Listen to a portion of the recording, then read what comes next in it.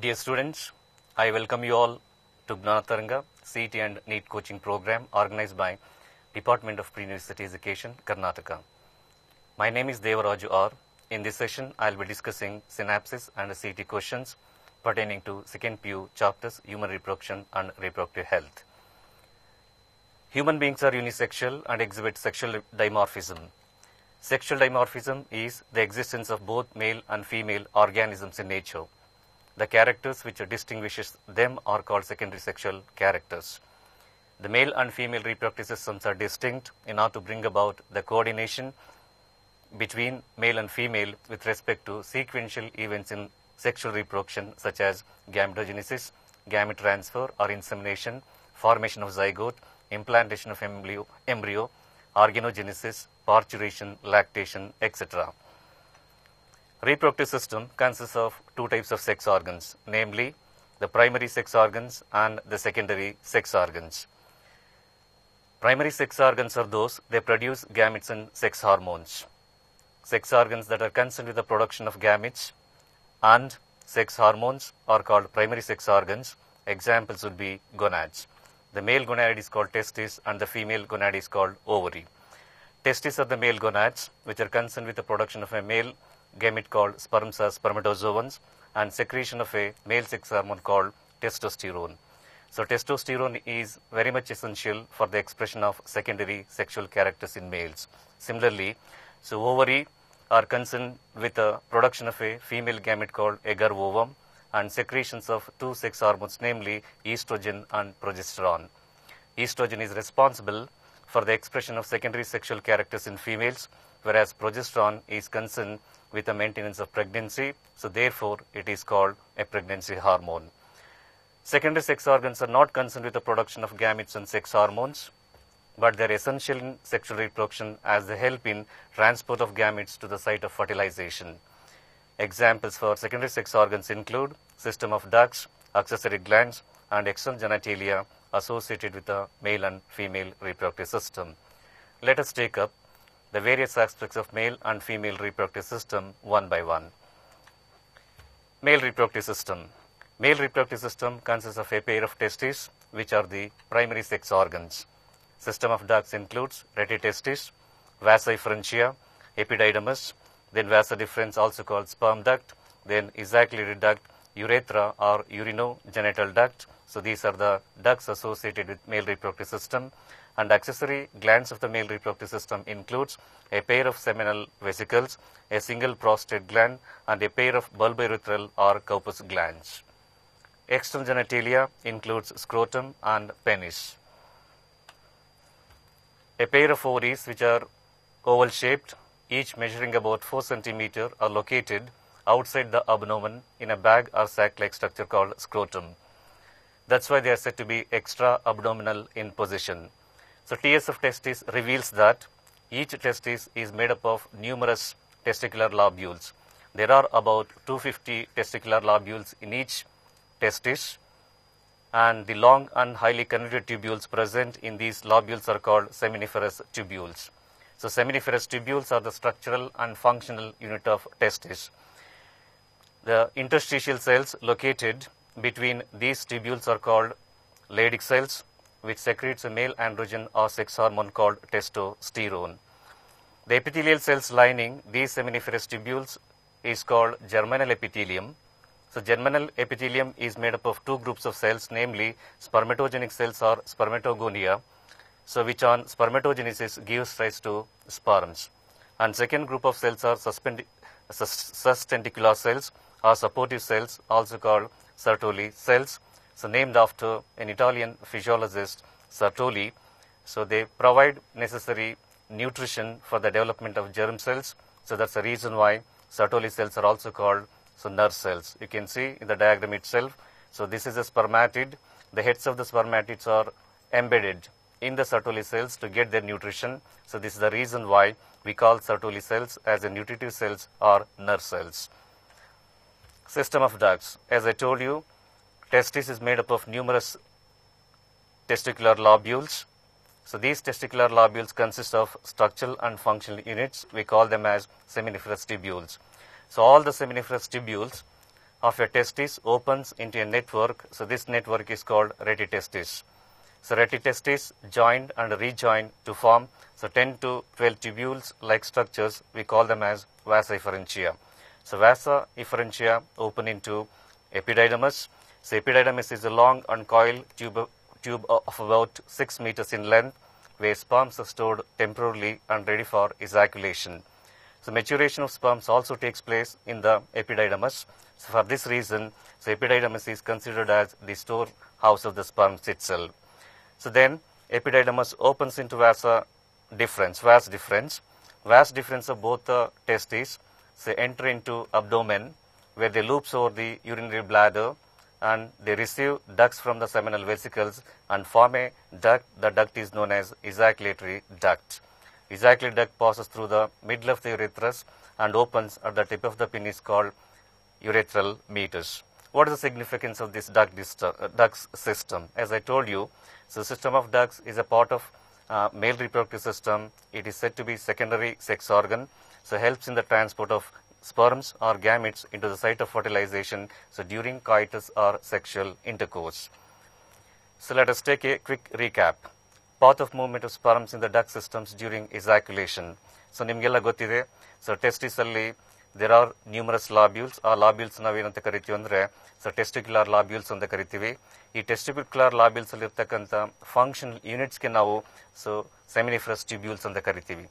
So seminiferous tubules are the structural and functional unit of testis, where spermatogenesis takes place, and the sperm cell productions ಆಗೋದು ಈ seminiferous tubules ಅಲ್ಲಿ.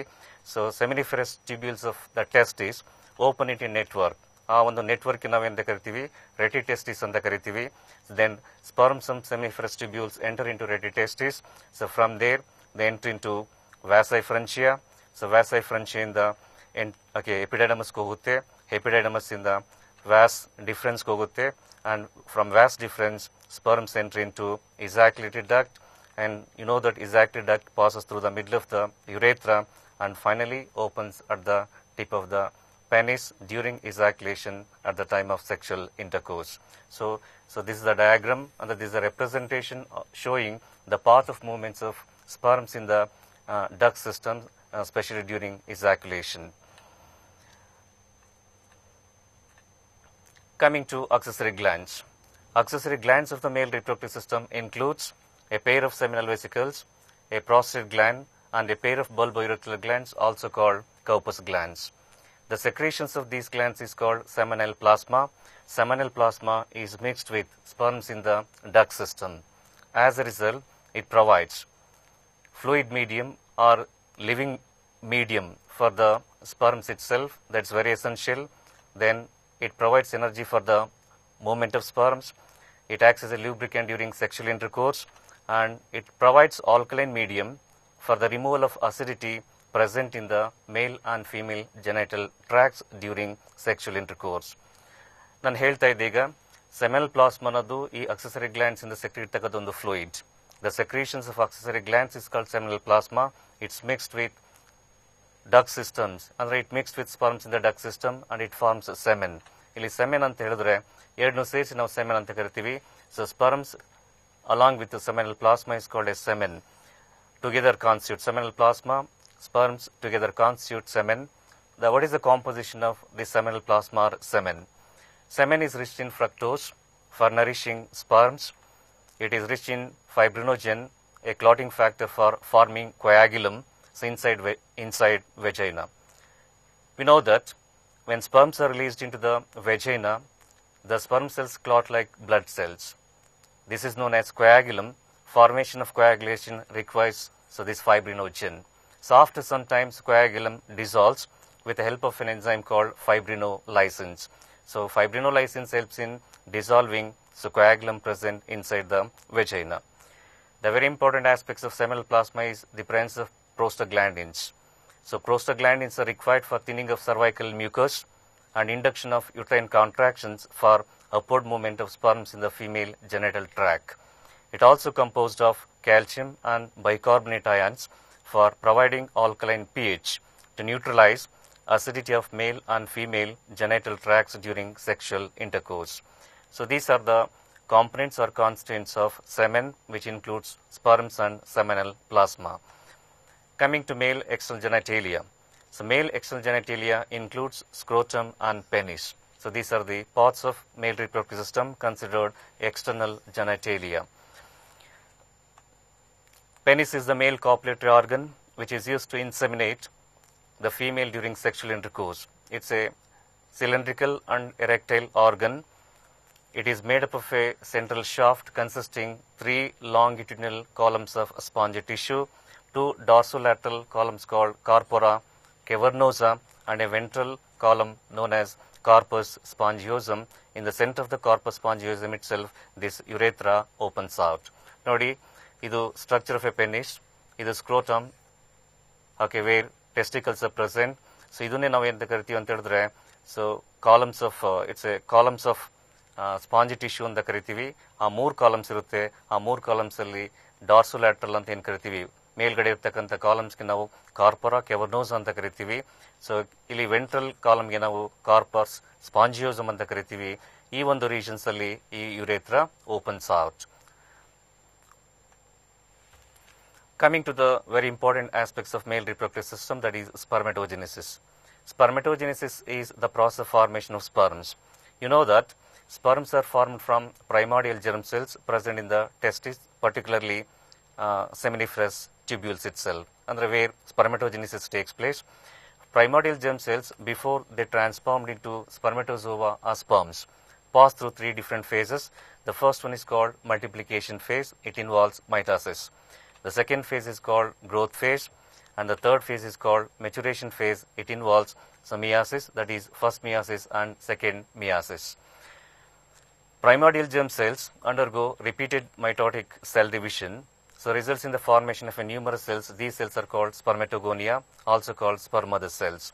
So sperm mother cells undergo growth phase. That means they grow in size. The growth of the spermatogonia is due to accumulation of cytoplasm and even due to replication of DNA itself. Such enlarged cells are called as primary spermatocytes.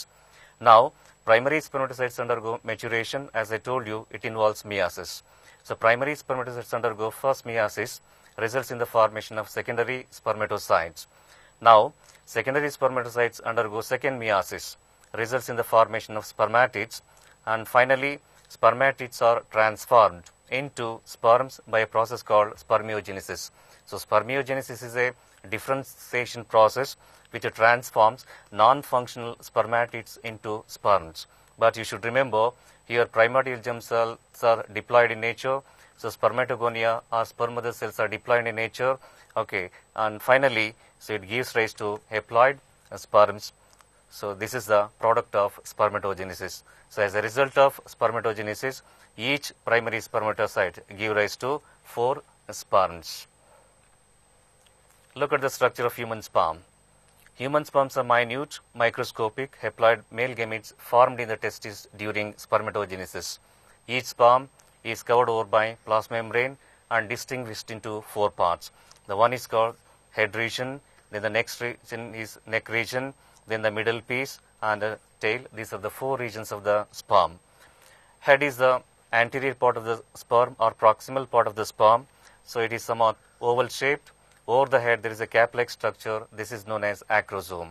So this acrosome is filled with enzymes. These are known as hyaluronidase enzyme. So plays a vital role at the time of fertilization. So they're meant for dissolving egg membranes during fertilization. So therefore, acrosome helps the sperm to penetrate into the ovum during fertilization. Then the neck region. So the function of neck region is to connect the head with the middle piece. So neck region consists of 2 centrioles, proximal centriole and distal centriole. So distal centriole continues with the axial filament or it attaches to axial filament. Then the middle piece is the middle part of the sperm. So in the middle part, you can see axial filament is surrounded by spirally coiled mitochondria. So these are known as nebenkern. The cytoplasmic sheath around the nebenkern is highly reduced. So this is known as manchet.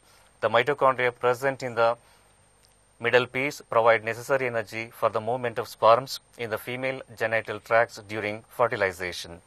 Then the next region is called tail. So tail is the posterior or distal part of the sperm. distinguished into main piece and end piece. So what is main piece then? The part of the tail where axial filament which is surrounded by cytoplasmic sheath is known as main piece, and the part of the tail where only axial filament is present without any cytoplasmic sheath is called end piece. The significance of tail is that it helps the sperm to move or swim in the female genital tract during fertilization. So coming to hormonal control of spermatogenesis. Spermatogenesis is under the control of gonadotrophin releasing hormones secreted by hypothalamus. So gonadotrophin releasing hormones act an anterior lobe of pituitary for the secretion of two gonadotrophins, namely LH and FSH. LH is luteinizing hormone and FSH, follicle stimulating hormone, is also a gonadotrophin. So LH and FSH both are said to be gonadotrophins because they act on gonads. So what is the significance of LH? LH acts on Leydig cells, interstitial cells of the testis known as Leydig cells.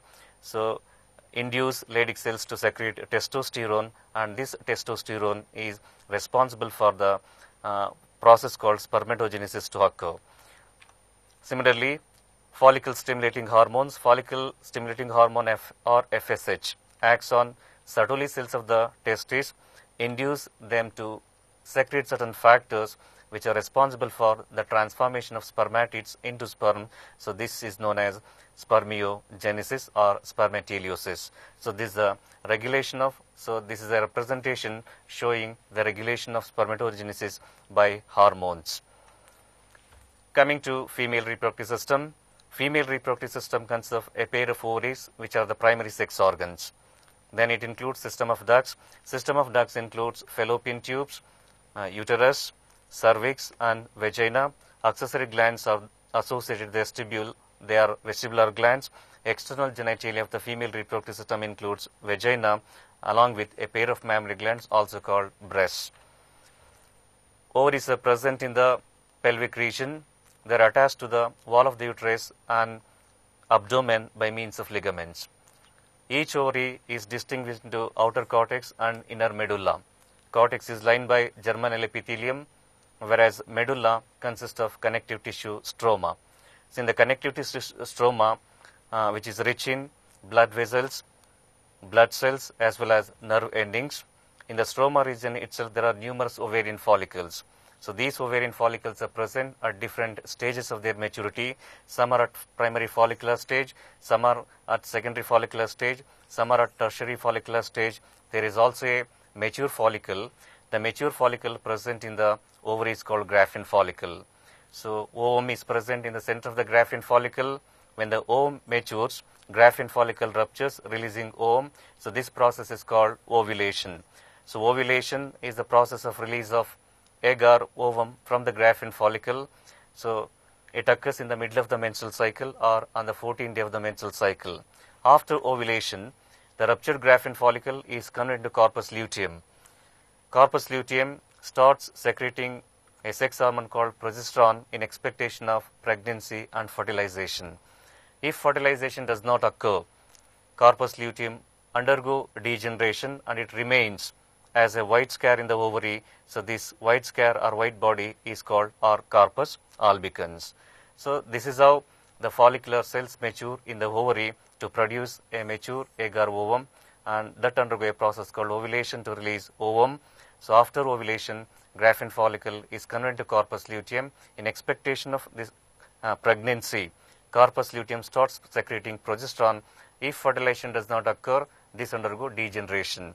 So degenerated corpus luteum is said to be corpus albicans. So this is a white body. So this is a yellow body.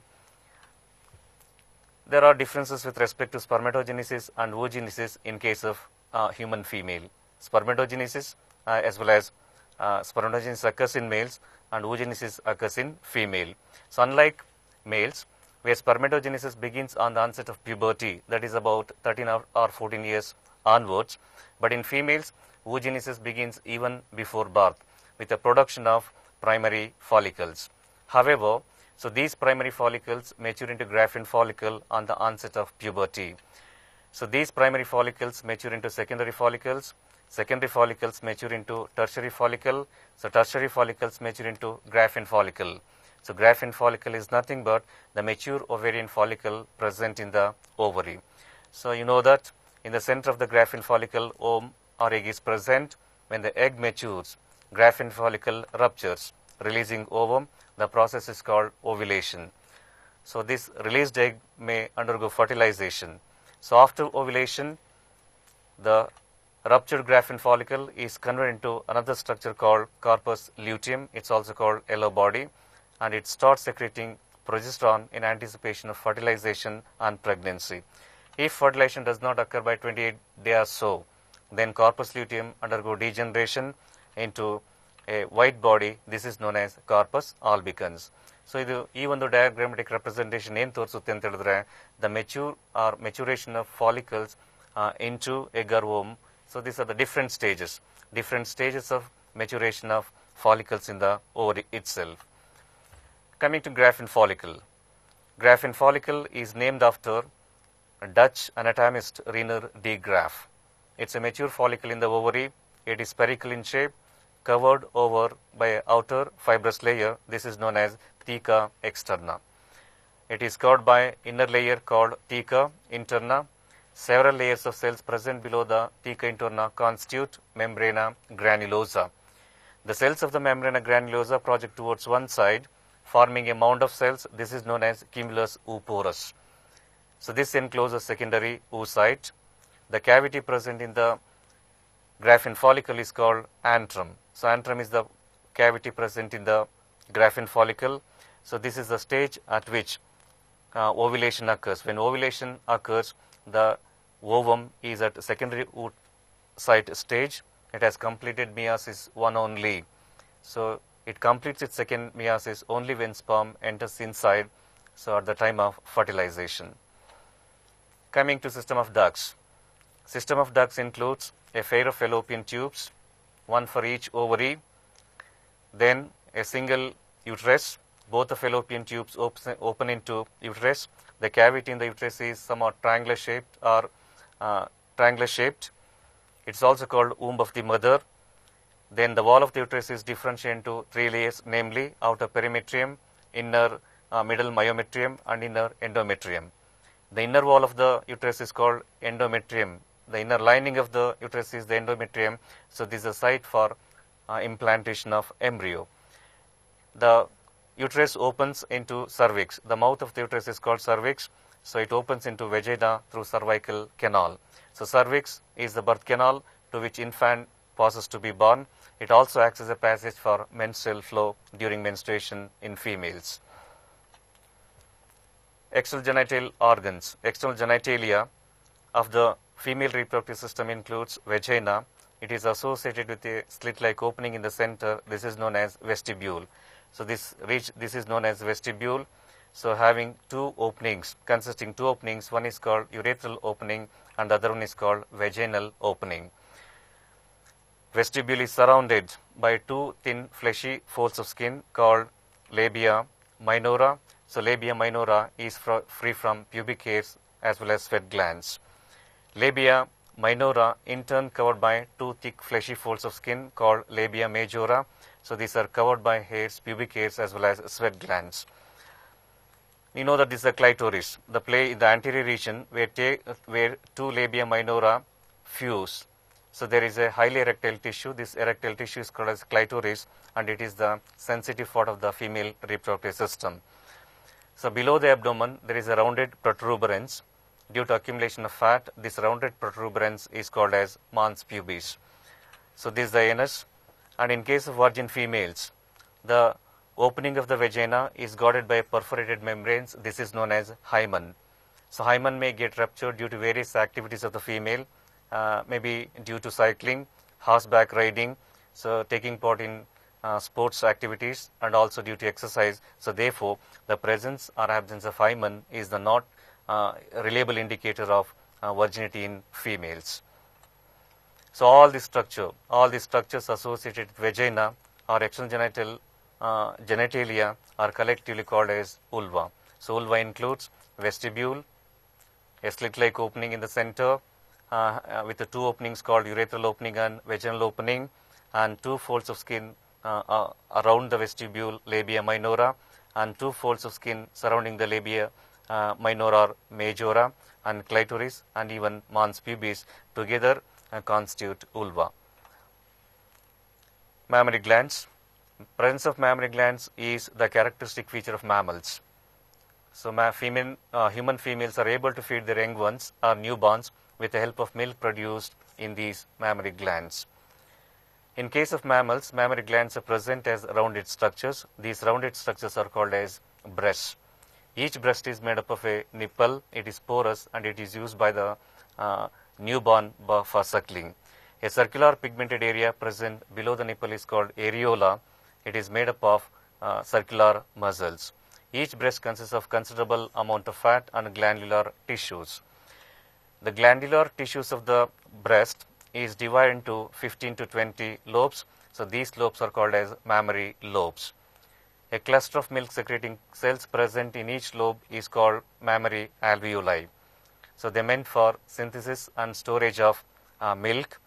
The milk which is stored in between the spaces present between the alveolar cells or alveoli cells.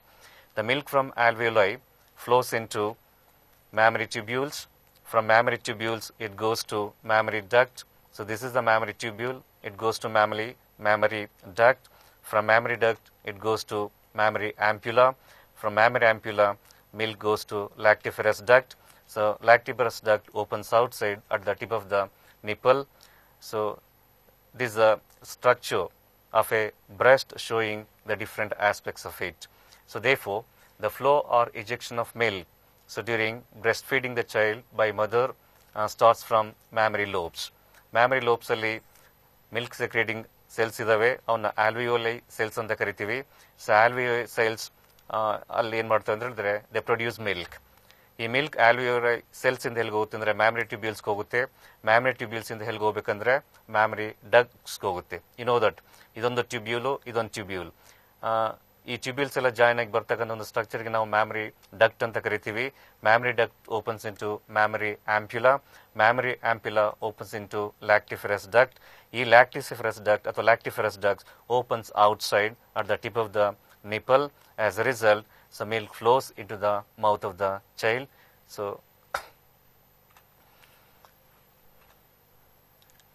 it is to be remembered that the production and ejection of milk is under the control of two hormones of the pituitary. The one is called prolactin and the other one is called oxytocin. Prolactin is responsible for synthesis of milk in the mammary glands, whereas oxytocin is responsible for ejection of milk. Coming to the female gamete called agar ovum. Agar ovum is spherical in shape. It is said to be aelicithal. It is called aelicithal because it is free from yolk. You know that yolk is a reserve food material that provides nutrition for the developing embryo. As we see in case of bird's eggs itself, since human egg, the development is internal. The development of the fetus or the development is internal. So developing fetus gets its nutrition directly from the mother through placenta. Therefore, there is no need of yolk. That's why human egg is free from yolk. This condition is called aelicithal. Unlike other eggs, for example, in case of birds, so bird's egg is surrounded by calcareous shell. But in case of human, calcareous shell is not present. That's why they are said to be non-cladoic. So this is the cytoplasm of the egg. It's also called ooplasm. There is a haploid nucleus. Cytoplasm is surrounded by primary plasma membrane, which in turn covered by acellular or non-cellular layer. So this is known as zona pellucida, which is similar to vitelline membranes of lower vertebrates. The space present between the plasma membrane and zona pellucida is called perivitelline space. The polar bodies released during meiosis 1 and 2 are present in the perivitelline space present between plasma membrane as well as zona pellucida. Zona pellucida in turn covered by epithelium with radiating projections. So these are known as corona radiata. This is the structure of a human egg. Coming to oogenesis. The process of formation of agar ovum in the ovary is called oogenesis. Egg is formed from primordial germ cells present in the ovary. So primordial germ cells, before they transform into agar ovum, pass through three different phases. namely multiplication phase, growth phase, and maturation phase. Primordial germ cells undergo repeated mitotic phase or repeated multiplication phase. It's also called proliferative phase. Results in the formation of large number of cells called oogonia, also called egg mother cell. Egg mother cell or oogonia undergo growth phase. So here is a in growth phase they grow in size. So due to accumulation of what you can say yolk, the process of production and storage of yolk is called vitellogenesis. It is to be remembered, synthesis of yolk called vitellogenesis is not observed in humans, as development is internal and the developing fetus gets its nutrition directly from the mother through placenta. So therefore, synthesis of yolk is insignificant in case of human egg. Nimge gottide. So even in the developmental stage, mother is able to feed the fetus with help of placenta. Even after birth itself, mother is able to feed the newborn with help of milk produced in the mammary glands. So therefore, there is no need for vitellogenesis as far human egg is concerned. So that's why it is insignificant. Anyhow, the grown cells are called primary primary oocytes. They are diploid in nature. Primary oocytes undergo maturation phase. So primary oocytes undergo meiosis 1, it's unequal division. As a result, primary oocytes gives rise to one larger cell, it is called secondary oocyte, and a smaller body, this is known as first polar body or first polocyte. Both secondary oocyte and first polar body undergo second meiosis. Again, it's unequal division. As a result, secondary oocyte gives rise to one egg or ovum, it is larger inside, and one smaller body. Similarly, first polar body also undergo meiosis 2, results in the formation of two more polar bodies. As a result, each primary oocyte gives rise to one egg or ovum and totally three polar bodies. The egg or ovum undergo directly functions as a ovum, ooty directly functions as a ovum. There is no specialization process as we see in case of transformation of spermatids into sperm called spermiogenesis. Coming to menstrual cycle. From menses to menopause, the female reproductive system undergoes cyclic changes in anticipation of pregnancy and fertilization. So these changes are mainly concerned with uterus, that is endometrium, and also ovarian follicles or in the ovary itself. Every month, one egg is released from the alternative ovary between the successive month. When egg is released in the middle of the menstrual cycle, it may get fertilized. The fertilized egg is called zygote. Zygote undergo a process called embryogenesis. You know that what is embryogenesis? The process of formation of embryo from diploid zygote is called embryogenesis. So thereby moralized form, blastolized form, or blastocyst form. So meanwhile, uterus makes certain preparation and it waits for the blastocyst to come and attach to the wall of the endometrium. So if this is called implantation of embryo. If this does not occur by 28 day or so, the wall of the endometrium breaks and changes are repeated once again in the ovary to produce another egg. So this cycle of changes that occur in the female reproductive system during reproductive phase is called menstrual cycle. Menstrual cycle in human female is of 28 duration and can be studied under four main headings as menstruation phase, follicular or proliferative phase, then ovulatory phase, then luteal phase or secretory phase. The first phase of menstrual cycle is menstruation phase. It lasts for 1 to 5 days. The second phase is called follicular phase, lasts for about 6 to 12 days itself. And the third phase is ovulatory phase, occurs between 12 to 14 days. And then the last phase is called luteal phase or secretory phase, so between 16 to 28 days or so. So coming to menstrual phase, menstruation phase. So this is the first phase of menstruation during which the wall of the endometrium breaks. As a result, so menstrual flow occurs and it comes out of the uterus by the way of vagina. So this is during menstruation. The next phase is called follicular phase. It lasts for about 6 to 12 days. The first 2 days of the proliferative phase is used for the reconstruction of the endometrium that is lost during menstruation.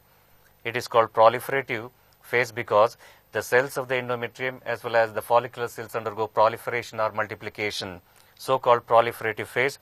It is also called follicular phase because the ovarian follicles, primary follicles undergo maturation under the influence of FSH, follicle stimulating hormone secreted by anterior lobe of pituitary.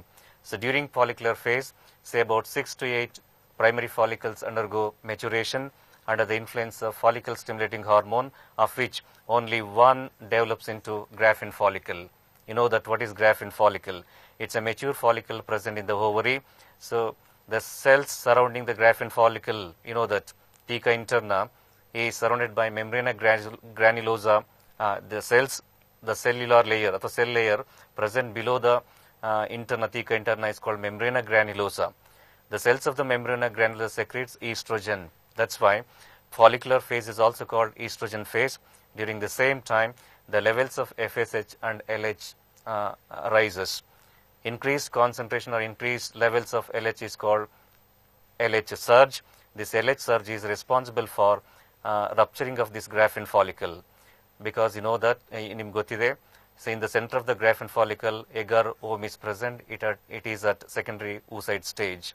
So LH ಏನು ಮಾಡುತ್ತೆ ಅಂತ ಹೇಳಿದ್ರೆ, it is meant for rupturing of graphene follicle. So this is the hormone which induces ovulation in human female. That means, so it is responsible for the rupturing of graphene follicle. As a result, ovulation occurs. The process of release of agar ovum from the graphene follicle is called ovulation. It occurs in the middle of the menstrual cycle, exactly on the 14th day of the menstrual cycle. So the next phase is called luteal phase or secretory phase. Here luteal phase refers to the process of formation of corpus luteum. After ovulation, the ruptured graphene follicle is converted into corpus luteum. Now corpus luteum is maintained by LH. So LH maintains corpus luteum for continued secretion of a sex hormone called progesterone. You know that. So progesterone is responsible for maintenance of pregnancy. If fertilization does not occur, because ovulation ಆಗುತ್ತೆ, ovulation ಆದಮೇಲೆ ಅದು ಏನಾಗ್ಬೋದು, fallopian ಟ್ಯೂಬ್ಗೆ entry ಆಗುತ್ತೆ. ಅದೇ ಟೈಮಲ್ಲಿ ಅದು ಸ್ಪರ್ಮ್ನ meet ಮಾಡಿದ್ರೆ ಫರ್ಟಿಲೈಸೇಷನ್ ಆಗುತ್ತೆ. ಫರ್ಟಿಲೈಸೇಷನ್ ಆದರೆ ದಟ್ ಲೀಡ್ಸ್ ಟು ಪ್ರೆಗ್ನೆನ್ಸಿ. ಅವಾಗ ಏನು ಮಾಡುತ್ತೆ ಅಂದರೆ, corpus luteum start secreting progesterone. So till the completion of pregnancy, say about 9 months or so. ಆ ಕಾರ್ಪಸ್ ಲ್ಯೂಟಿಯಮ್ ಫಂಕ್ಷನ್ಸ್ ಆಗಬೇಕಾದ್ರೆ ನಮಗೆ LH ಬೇಕಾಗುತ್ತೆ, ಲ್ಯೂಟಿನೈಸಿಂಗ್ ಹಾರ್ಮೋನ್ ಬೇಕಾಗುತ್ತೆ. So this the condition.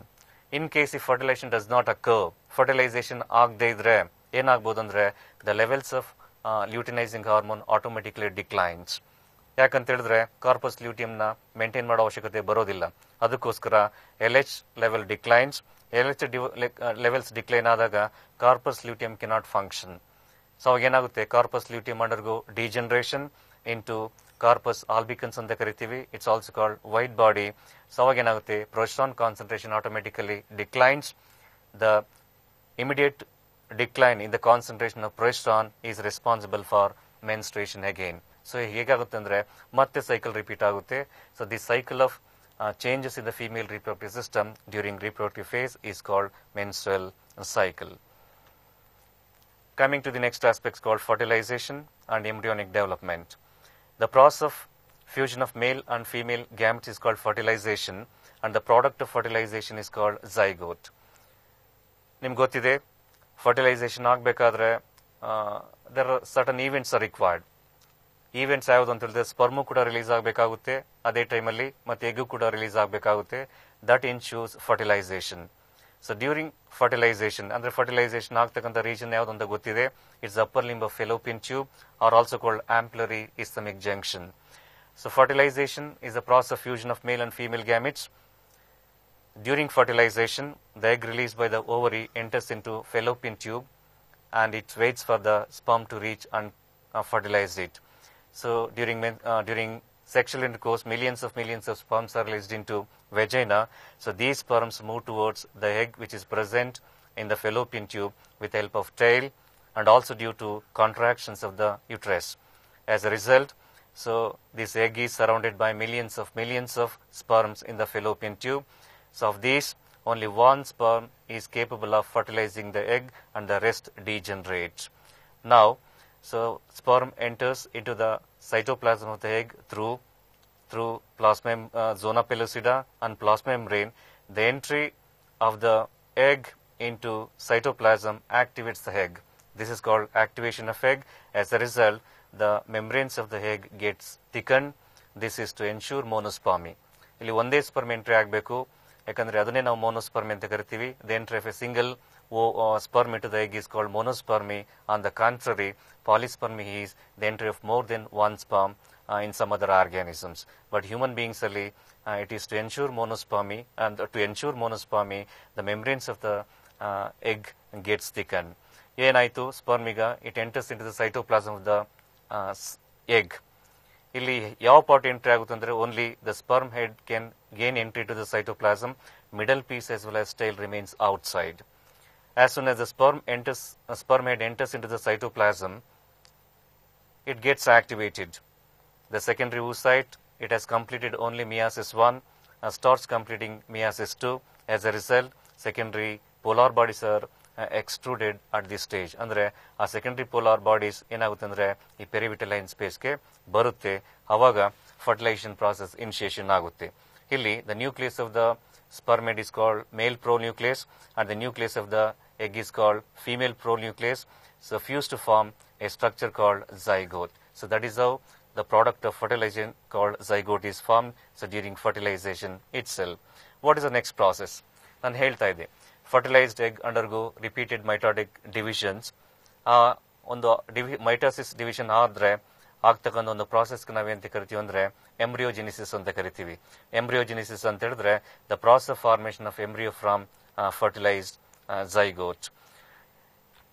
Zygote undergoes repeated mitotic division. The repeated mitotic divisions of the zygote is called cleavage. The resulting cells are called as blastomers. ಈಗ cleavage ಆದ್ರೆ ಬರ್ತಕ್ಕಂಥ ಸೆಲ್ಸ್ಗೆ ನಾವು ಬ್ಲಾಸ್ಟೋಮರ್ಸ್ ಅಂತ ಕರಿತೀವಿ.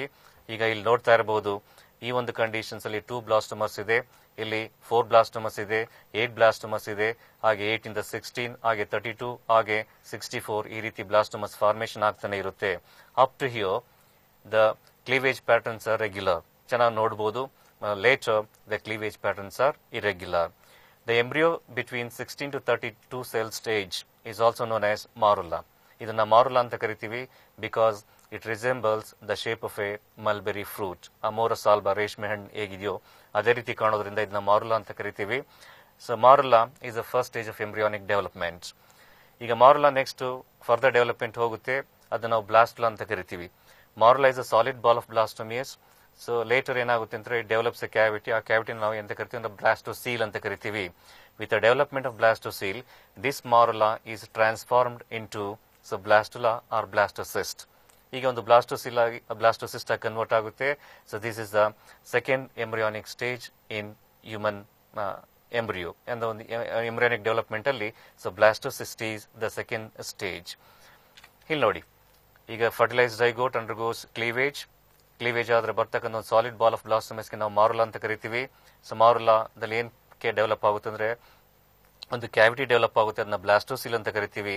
With the development of blastocoel the morula is said to be blastocyst ಅಂತ ಕರಿತೀವಿ. ಇಲ್ಲಿ space ಇದೆ, ಕ್ಯಾವಿಟಿ ಇದೆ, because of that it's also known as hollow ball of blastomeres ಅಂತ ಕರಿತೀವಿ. It is the second stage of embryonic development in human beings. ನಾವು blastula move towards the uterus.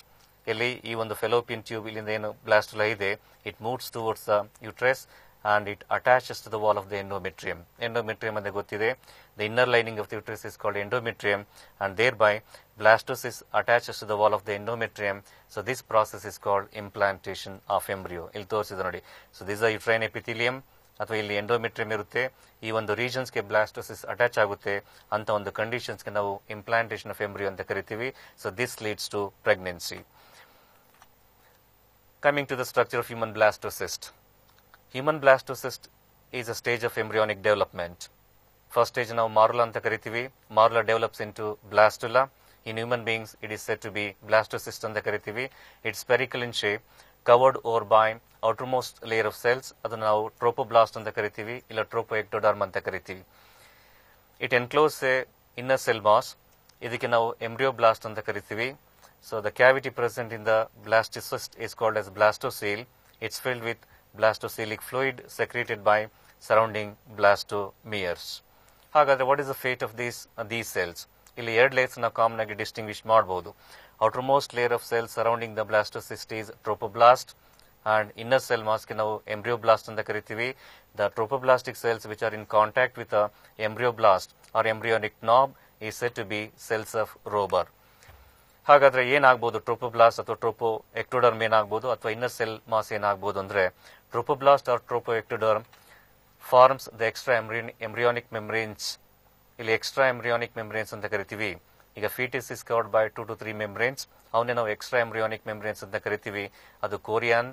Okay, one of the membrane is chorion, amnion, allantois and yolk sac. These are the 4 extra embryonic membranes of the developing embryo. ಅದ್ರ ಜೊತೆಗೆ ಟ್ರೋಪೋಬ್ಲಾಸ್ಟ್ or ಟ್ರೋಪೋಬಕ್ಟ್ ಏನ್ ಮಾಡುತ್ತೆ ಅಂದ್ರೆ the very important role is it take part in the process formation of placenta. Placenta formation ಕೂಡ ಈ ಒಂದು layer ಇಂದ ಆಗುತ್ತೆ. ಟ್ರೋಪೋಬ್ಲಾಸ್ಟ್ ಅಥವಾ trophectoderm it's a major part from the major part during the process of formation of placenta. ಹಾಗಾದ್ರೆ inner cell mass ಏನಾಗಬಹುದು, ಇಲ್ಲ trophoblast ಏನಾಗಬಹುದು. Inner cell mass or embryoblast develops into embryo. ಹೀಗೆ this is the structure of the blastocyst. Next ಏನಾಗಬಹುದು, blastula is convert to another structure called gastrula. ಈಗ ನಾವು 3 ಸ್ಟೇಜಸ್ಗೆ ಬಂದಿದ್ದೀವಿ. The first stage is called morula. The first stage of embryonic development is called morula. It's a solid ball of blastomeres. ಹಾಗೆ second stage of blastula is called blastula ಅಥವಾ blastocyst ಅಂತ ಕರಿತೀವಿ. ಆ second stage of embryonic ಡೆವಲಪ್ಮೆಂಟ್ಗೆ blastula blastocyst ಅಂತ ಕರಿತೀವಿ. It's a hollow ball of blastomeres because of the presence of a cavity called blastocele. Now, blastula or blastocysts undergo further development. So, into gastrula, the process of formation of gastrula is called gastrulation. So, gastrulation involves the movement of blastomas in different directions. The movement of blastomas in different directions is also known as according to their fate. ಯಾಕಂತ ಹೇಳಿದ್ರೆ ಬ್ಲಾಸ್ಟೋಮಸ್ ಒಂದೊಂದು organ ಅಥವಾ organ systems ಏನಾಗ್ತವೆ formation ಆಗೋದಕ್ಕೆ help ಮಾಡ್ತವೆ. The movement of blastomeres in different directions according to their fate are collectively called morphogenic movements. So morphogenic movement results in the organization of all the blastomeres into 3 different layers. ಆ layers ಯಾವ್ದು ಅಂತ ಹೇಳಿದ್ರೆ the outermost layer is called ectoderm and the endoderm is the innermost layer and the third layer is called mesoderm. ಈ ectoderm ಮತ್ತೆ endoderm ಮಧ್ಯದಲ್ಲಿ ಬರ್ತಕ್ಕಂಥ ಒಂದು germ ಲೇಯರ್ಗೆ ನಾವು mesoderm ಅಂತ ಕರಿತೀವಿ. ಈ ectoderm, mesoderm and endoderm ಇವು ಕೂಡ ಪ್ರೈಮರಿ ಜರ್ಮ್ ಲೇಯರ್ಸ್. ಹಾಗೆನ ಕ್ಯಾವಿಟಿ ಕೂಡ ಇದೆ. ಆ ಕ್ಯಾವಿಟಿ ನಾವು ಕಾಮನ್ಗೆ ಗ್ಯಾಸ್ಟ್ರೋಸೀಲ್ ಅಂತ ಕರಿತೀವಿ, ಆರ್ಕೆಂಟಿರಾನ್ ಅಂತ ಕರಿತೀವಿ. ಈಗ ಒಂದೊಂದರಲ್ಲಿ ಮಾರಲ್ದಲ್ಲಿ ಕ್ಯಾವಿಟಿ ಇರೋಲ್ಲ, so it's a solid ball of blastomeres. ಬ್ಲಾಸ್ಟೋದಲ್ಲಿ ಕ್ಯಾವಿಟಿ ಇರುತ್ತೆ, ಅದಕ್ಕೆ ಬ್ಲಾಸ್ಟೋಸಿಲ್ ಕ್ಯಾವಿಟಿ ಇರೋದ್ರಿಂದ ಬ್ಲಾಸ್ಟುಲಾ ಅಂತ ಕರಿತೀವಿ. ಅದೇ ರೀತಿ ಗ್ಯಾಸ್ಟ್ರೋಸಿಲ್ ಕ್ಯಾವಿಟಿ ಆರ್ ಆರ್ಕೆಂಟಿನಾ ಇರೋದ್ರಿಂದ ಇದನ್ನ ನಾವು ಗ್ಯಾಸ್ಟ್ರುಲಾ ಅಂತ ಕರಿತೀವಿ. ಸೊ ಎಕ್ಟೋಡರ್ಮ್, ಮೀಸೋಡರ್ಮ್ ಮತ್ತೆ ಎಂಡೋಡರ್ಮ್ ಇವು 3 ಸೇರಿಸಿ ನಾವು ಏನಂತ ಕರಿತೀವಿ, ಪ್ರೈಮರಿ ಜರ್ಮ್ ಲೇಯರ್ಸ್ ಅಂತ ಕರಿತೀವಿ. ಹಾಗಾದ್ರೆ what is the significance of these primary germ layers? ಈ ಪ್ರೈಮರಿ ಜರ್ಮ್ ಲೇಯರ್ಸ್ ಸಿಗ್ನಿಫಿಕೆನ್ಸ್ ಏನಂತ ಹೇಳಿದ್ರೆ each and every primary germ layer gives rise to organs and organ systems of the embryo. ಹೇಗಾಗಬಹುದು ನೋಡಿರ್ಬೋದು ನಿಮ್ಗೆ ಇಲ್ಲಿ. Ectoderm ಇದೆ, ಮೀಸೋಡರ್ಮ್ ಇದೆ, ಎಂಡೋಡರ್ಮ್ ಇದೆ. Ectoderm gives rise to skin cells as well as nervous cells ಅಥವಾ ನ್ಯೂರಾನ್ಸ್ಗೆ formation ಆಗೋದಕ್ಕೆ ಹೆಲ್ಪ್ ಮಾಡುತ್ತೆ. ಮೀಸೋಡರ್ಮ್ cardiac muscles, skeletal muscles, ಹಾಗೆ tubule cell of kidney, red blood cells ಆಗಿರ್ಬೋದು, ಸ್ಮೂತ್ ಮಸಲ್ ಸೆಲ್ಸ್ ಆಗಿರ್ಬೋದು ಫಾರ್ಮೇಶನ್ ಆಗೋದಕ್ಕೆ ಹೆಲ್ಪ್ ಮಾಡುತ್ತೆ. ಹಾಗೆ ಎಕ್ಟೋಡರ್ಮ್ ಲಂಗ್ ಸೆಲ್ಸ್ ಅಂದ್ರೆ ಪಾರ್ಟ್ಸ್ ಆಫ್ ರೆಸ್ಪಿರೇಟರಿ ಸಿಸ್ಟಮ್, ಹಾಗೆ ಡೈಜೆಸ್ಟಿವ್ ಸಿಸ್ಟಮ್, ಥೈರಾಯ್ಡ್ ಸೆಲ್, ಹಾಗೆ ಪ್ಯಾಂಕ್ರಿಯಾಟಿಕ್ ಸೆಲ್ಸ್. ಅಂದ್ರೆ each and every germ layer is response ಅಂದ್ರೆ 3 ಜರ್ಮ್ ಲೇಯರ್ ಇರುತ್ತೆ, ectoderm, endoderm and the middle one is called mesoderm. They give rise to specific organs and organs of the embryo. The process of formation of organs and organs of the organs is also known as organogenesis. ಹೇಗೆ define ಮಾಡ್ತೀವಿ? The process of formation of organs from these primary germ layers is called organogenesis. ನಿಮ್ಗೆ ಗೊತ್ತಿದೆ, major organs are formed by 3 months of pregnancy.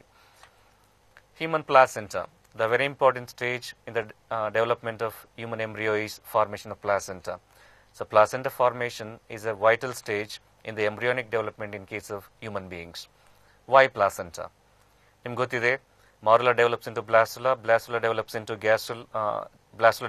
gastrula and undergo further development. The developing embryo demands more nutrition from the mother's side. ಅದಕ್ಕೋಸ್ಕರ mother establishes a contact or embryonic connection between the fetus. The embryonic connection that is established between the fetus and the uterine wall is called placenta. So therefore placenta can be defined as an embryonic connection between the fetus and uterus for the purpose of physiological exchange of materials. Even the structure placenta anta karitivi. So placenta is formed both the tissues of the fetus as well as mother. The fetal part of the placenta is chorion as well as allantois.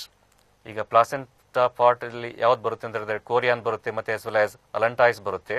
ಆ ಎರಡು ಕೂಡ ಈ ಪ್ಲಾಸೆಂಟಸ್ ಅದು embryo side ಇಂದ ಅಥವಾ foetus side ಇಂದ placenta formation ಆಗೋದಕ್ಕೆ help ಮಾಡುತ್ತೆ. And the maternal part of the placenta is called uterine epithelium. ಇಲ್ಲಿ ನೋಡ್ತಾ ಇರಬಹುದು this outermost layer of the embryo. It forms a finger-like projections. So these finger-like projections are called as chorionic villi. So these chorionic villi ಏನಾಗುತ್ತೆ ಅಂತ ಹೇಳಿದ್ರೆ invade the endometrium of the mother till they reach blood vessels. As a result, so these chorionic villi are dipped in the maternal blood. Such a placenta is called hemochorial placenta. ಯಾಕಂದ್ರೆ human placenta ಹಿಮೋಕೋರಿಯಲ್ placenta ಅಂತ ಕರಿತೀವಿ. ಯಾಕಂತ ಹೇಳಿದ್ರೆ ಈಗ ಇಲ್ಲಿ embryo is surrounded by chorion, its outermost fetal membrane ಅಂತ ಕರಿತೀವಿ. It forms a finger-like projections. ಈ projections ಗೆ ನಾವು chorionic villi ಅಂತ ಕರಿತೀವಿ. ಈ chorionic villi ಏನು ಮಾಡುತ್ತೆ ಅಂದ್ರೆ so enters into uterine epithelium, ಒಳಗಡೆ ಹೋಗುತ್ತೆ. ಎಲ್ಲಿವರೆಗೂ ಹೋಗುತ್ತೆ ಅಂತ ಹೇಳಿದ್ರೆ ಆ ಬ್ಲಡ್ ವೆಲ್ಸ್ ರೀಚ್ ಆಗೋವರೆಗೂ ಹೋಗುತ್ತೆ. So as a result chorionic villi are dipped in the maternal blood. ಅದಕ್ಕೋಸ್ಕರ ಇಂಥ ಒಂದು ಪ್ಲಾಸೆಂಟಾಗಿ ನಾವು ಎಂತ ಕರಿತೀವಿ ಅಂದ್ರೆ ಹೀಮೋಕೋರಿಯಲ್, ಹೀಮೋ ಅಂದ್ರೆ ಬ್ಲಡ್ ಅಂತ. ಸೊ ಇಲ್ಲಿ chorionic villi ಇರೋದ್ರಿಂದ ಹೀಮೋಕೋರಿಯಲ್ ಪ್ಲಾಸೆಂಟಾ ಅಂತ ಕರಿತೀವಿ. ಇಲ್ಲಿ the other nature of this placenta is chorioallantoic. ಯಾಕಂತ ಹೇಳಿದ್ರೆ the major part of placenta is from foetal side. ಯಾವ್ದಂತ ಹೇಳಿದ್ರೆ so both chorion as well as allantois take part in placenta formation. ಈ chorion ಏನಾಗುತ್ತೆ ಅಂದ್ರೆ it forms chorionic villi and the blood vessels produced by allantois extended into it. ಅದಕ್ಕೆ human placenta ನಾವೇಂತ ಕರಿತೀವಿ ಅಂದ್ರೆ ಕೋರಿಯೋ-ಅಲಂಟಾಯಿಕ್ placenta ಅಂತ ಕರಿತೀವಿ. ಸೊ ಅದರ್ ಕಂಡೀಷನ್ ಏನಂತ ಹೇಳಿದ್ರೆ deciduate. At the time of parturition or child birth the placenta automatically separates. ಇಂಥ ಒಂದು ಕಂಡೀಷನ್ಸ್ಗೆ ನಾವು ಡೆಸಿಡಿಯೇಟ್ ಅಂತ ಕರಿತೀವಿ. So this is the nature of human placenta. It is haemochorial, it is chorioallantoic as well as deciduate. And at the same time, so this is a structure called placenta. This structure is supported by umbilical cord. A cord-like structure around the placenta is called umbilical cord. So umbilical cord carries 3 veins, otherly 2 arteries on the karitivi, and 1 is called vein. Arteries function in tildre, they carry deoxygenated blood from the fetus to mother, whereas veins carry oxygenated blood from the mother to the fetus. So this is the significance of umbilical cord. So ನಿಮ್ಗೆ ಗೊತ್ತಿದೆ, so placenta acts as a temporary endocrine gland and it secretes various hormones. ಅದರಲ್ಲಿ ಮುಖ್ಯವಾಗಿ HCG ಆಗ್ಬೋದು, human chorionic gonadotropins, human placental lactogen, as well as progestogens ಮತ್ತೆ lactogens. So ಇವನ್ನ ನಾವು ಕಾಮನೆಗೆ hormone ಸೆಕ್ರೆಟೆಡ್ by placenta ಅಂತ ಕರಿತೀವಿ. The total time required for the complete development of embryo is called gestation period. After gestation period, the fetus will be expelled out of the uterus. The process is called parturition. Parturition is a complex neuroendocrine mechanism. The signals for parturition originate from placenta and fetus. Induce mild uterine contractions. These are called fetal ejection reflex. Oxytocin secreted by posterior lobe of pituitary plays a vital role as far as fetal ejection reflex is concerned during childbirth or parturition. After parturition, mother starts producing milk in the mammary gland. The process of production of milk in the mammary glands following parturition is called lactation. The first milk secreted in the initial few days of lactation is called colostrum. It is rich in IgA antibodies. So that's the reason why breastfeeding is always recommended by doctors. So that's synapsis part. Synapsis part ಆದ್ಮೇಲೆ okay, some model questions ಈ ಒಂದು chapter ಅಲ್ಲಿ ನಾವು discuss ಮಾಡೋಣ. Look at the first question.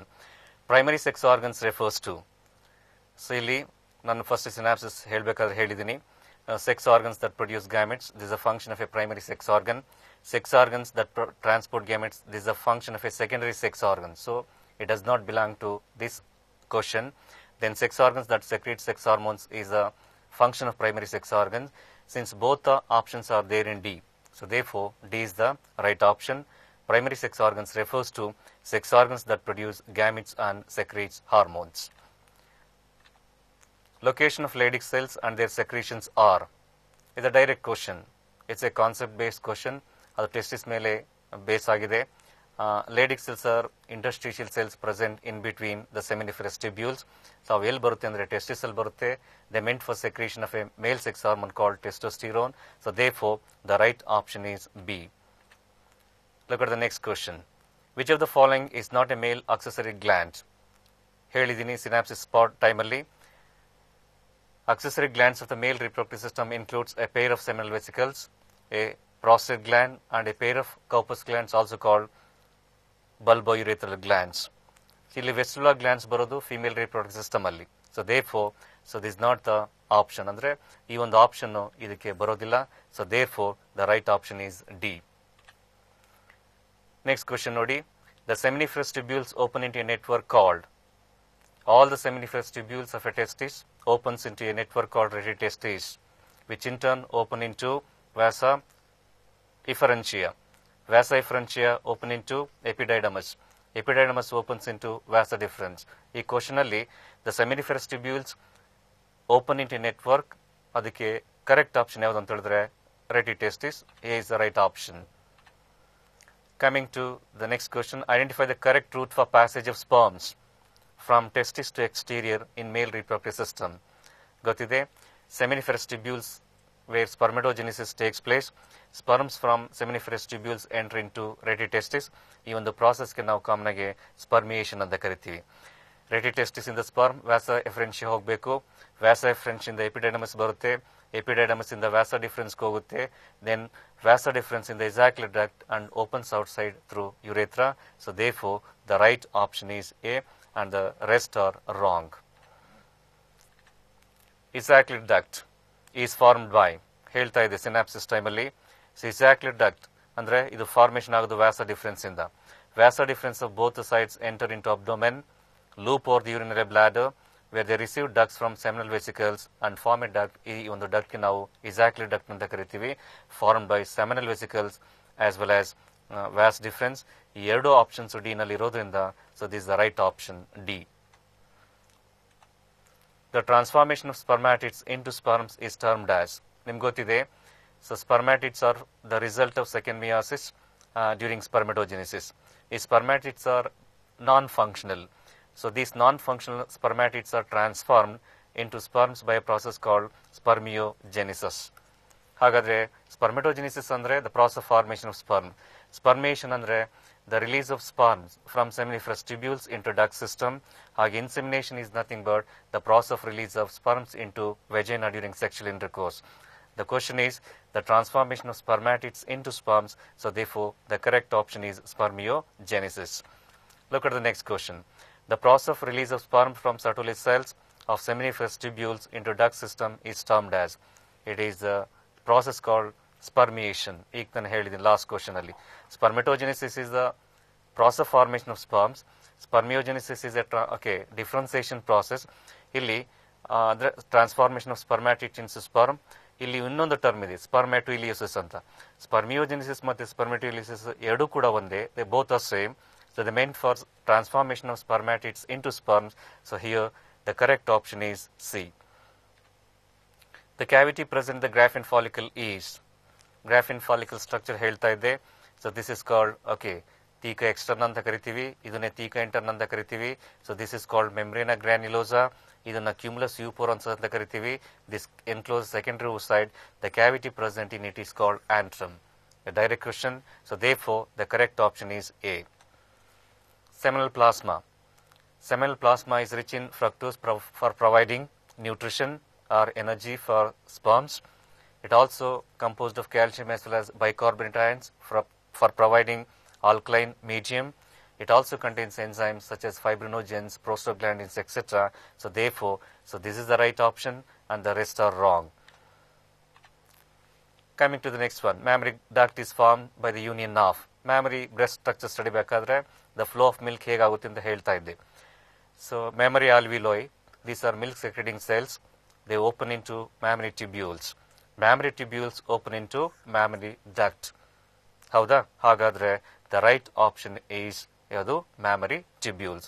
ಈ mammary tubules join ಆದಾಗ mammary duct formation ಆಗುತ್ತೆ. Mammary duct formation ಅಂದ್ರೆ ಅದು ಓಪನ್ ಆಗೋದು ಮ್ಯಾಮರಿ ಆಂಪ್ಯುಲಾ ಅಂತ ಕರಿತೀವಿ. Mammary ampulla lactiferous duct open agi, it opens out outside at the tip of the nipple. So therefore the correct option is mammary tubules. Identify the correct sequence of ejection of milk during breastfeeding the child by mother. ಹೀಗೆ ಹೇಳಿದೆ, milk flows from mammary alveoli into mammary tubules. ಹಾಗಾದ್ರೆ A is the mammary alveoli, ಅಲ್ಲಿಂದ ಎಲ್ಲಿಗೆ ಹೋಗಬೇಕು, B ಗೆ ಹೋಗಬೇಕು. mammary tubules open into duct, ಹಾಗಾದ್ರೆ next D ಗೆ ಹೋಗಬೇಕು. Next to mammary ducts open into mammary ampulla. Next to C ಗೆ ಹೋಗಬೇಕು. Next to mammary ampulla opens into lactiferous duct.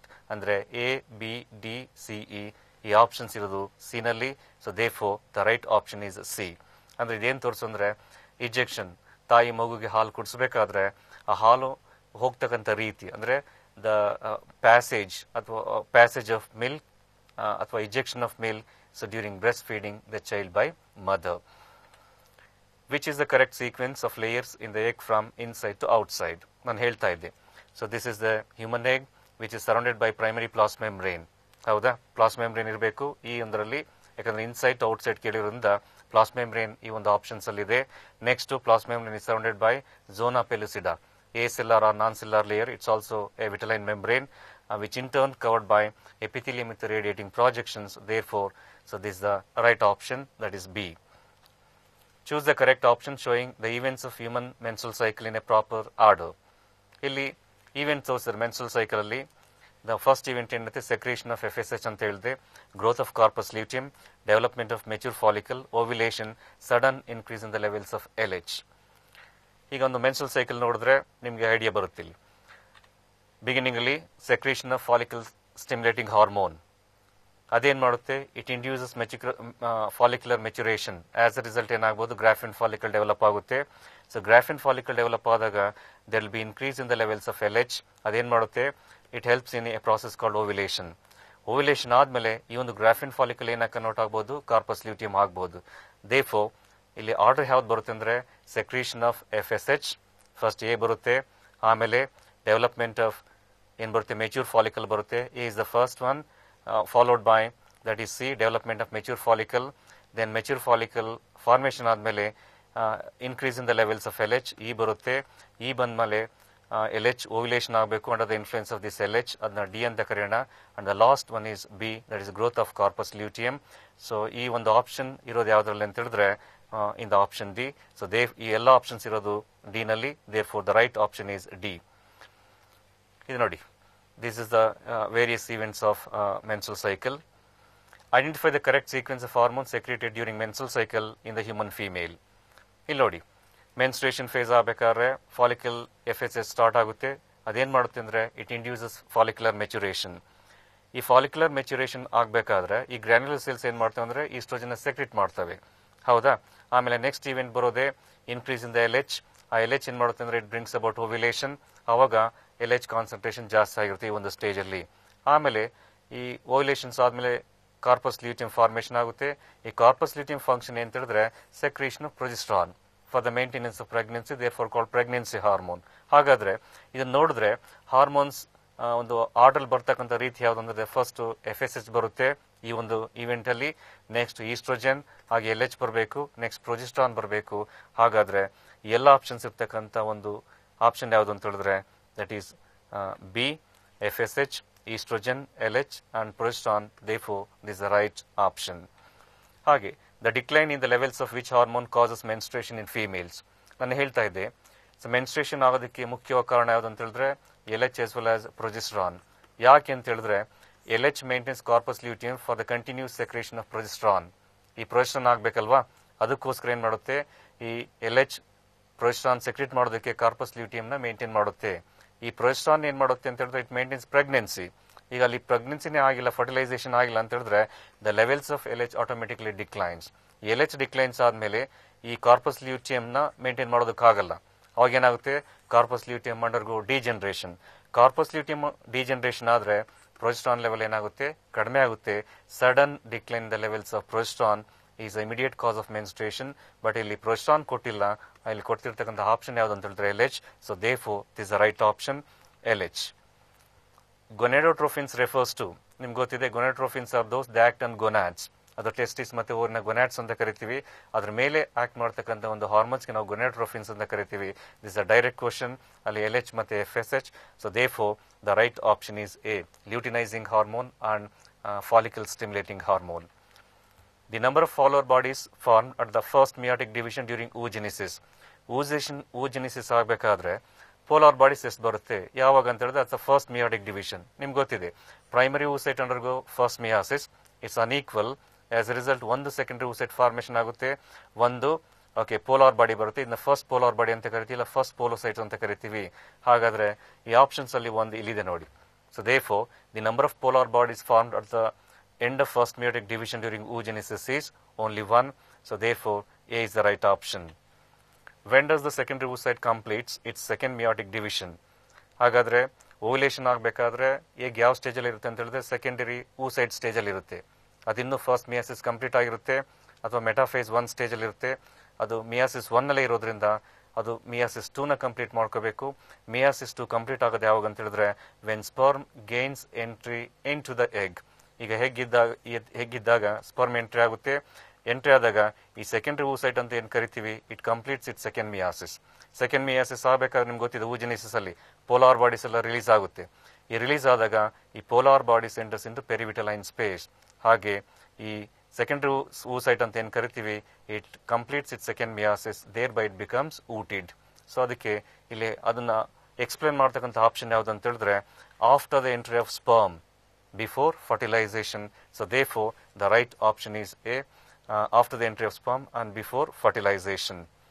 What is the number of egg cells and polar bodies formed from a primary oocyte during oogenesis? You know that during oogenesis, primary oocyte undergo first meiosis and second meiosis. As a result, so it produces 1 egg are ooted and 3 polar bodies. ಇದು ಯಾವ concept ಮೇಲೆ base ಆಗಿದೆ ಅಂದ್ರೆ oogenesis. ಈ ಒಂದು schematic representation ನಿಮ್ಮ mental picture ಅಲ್ಲಿ ಇದ್ರೆ ಈಸಿಯಾಗಿ ಆನ್ಸರ್ ಮಾಡಬಹುದು. ಅಂದ್ರೆ oogenesis ಆದ್ರೆ ಎಷ್ಟು ಎಗ್ ಅಥವಾ ಓಮ್ ಪ್ರೊಡ್ಯೂಸ್ ಆಗುತ್ತೆ ಮತ್ತು ಎಷ್ಟು ಪೋಲಾರ್ ಬಾಡಿ ಆಗುತ್ತೆ ಅಂತ ಹೇಳಿಬಿಟ್ಟು. So 1 egg and 3 polar bodies. So therefore A is the right option. When does extrusion of second polar body from egg nucleus occurs? ನಾನು ಪ್ರೀವಿಯಸ್ ಕ್ವಶನ್ ಅಲ್ಲಿ ಎಕ್ಸ್ಪ್ಲೇನ್ ಮಾಡ್ತಾ ಇದ್ದೆ. When sperm enters into the cytoplasm of the egg, the first event is completion of second meiosis by secondary oocyte. ಆ secondary oocyte complete ಆಗಬೇಕು, second meiosis ಆಗಬೇಕಾದ್ರೆ polar body ಕೂಡ release ಆಗುತ್ತೆ. ಆ polar bodies ಆ ಒಂದು ಸ್ಟೇಜ್ ಅಲ್ಲಿ ಹೊರಗಡೆ ಹೋಗಬೇಕು, ಅದಕ್ಕೆ ನಾವು ಎಕ್ಸ್ಟ್ರೂಷನ್ ಅಂತ ಕರಿತೀವಿ. So therefore the correct option is A, after the entry of sperm before completion of fertilization. ಬಿಕ್ಕಿರ್ತಕ್ಕಂಥ ಆಪ್ಷನ್ಸ್ ದೇ ಆರ್ ಅಷ್ಟು ಕರೆಕ್ಟ್ ಆಗಿರೋದಿಲ್ಲ, ಅಂದ್ರೆ ಕರೆಕ್ಟ್ ಆಗಿರೋದಿಲ್ಲ. So the right option is A. Choose the correct sequence of human embryonic development. Human embryo develop ಆಗಬೇಕಾದ್ರೆ ಏನೇನು events ಬರುತ್ತೆ ಒಂದು orderly.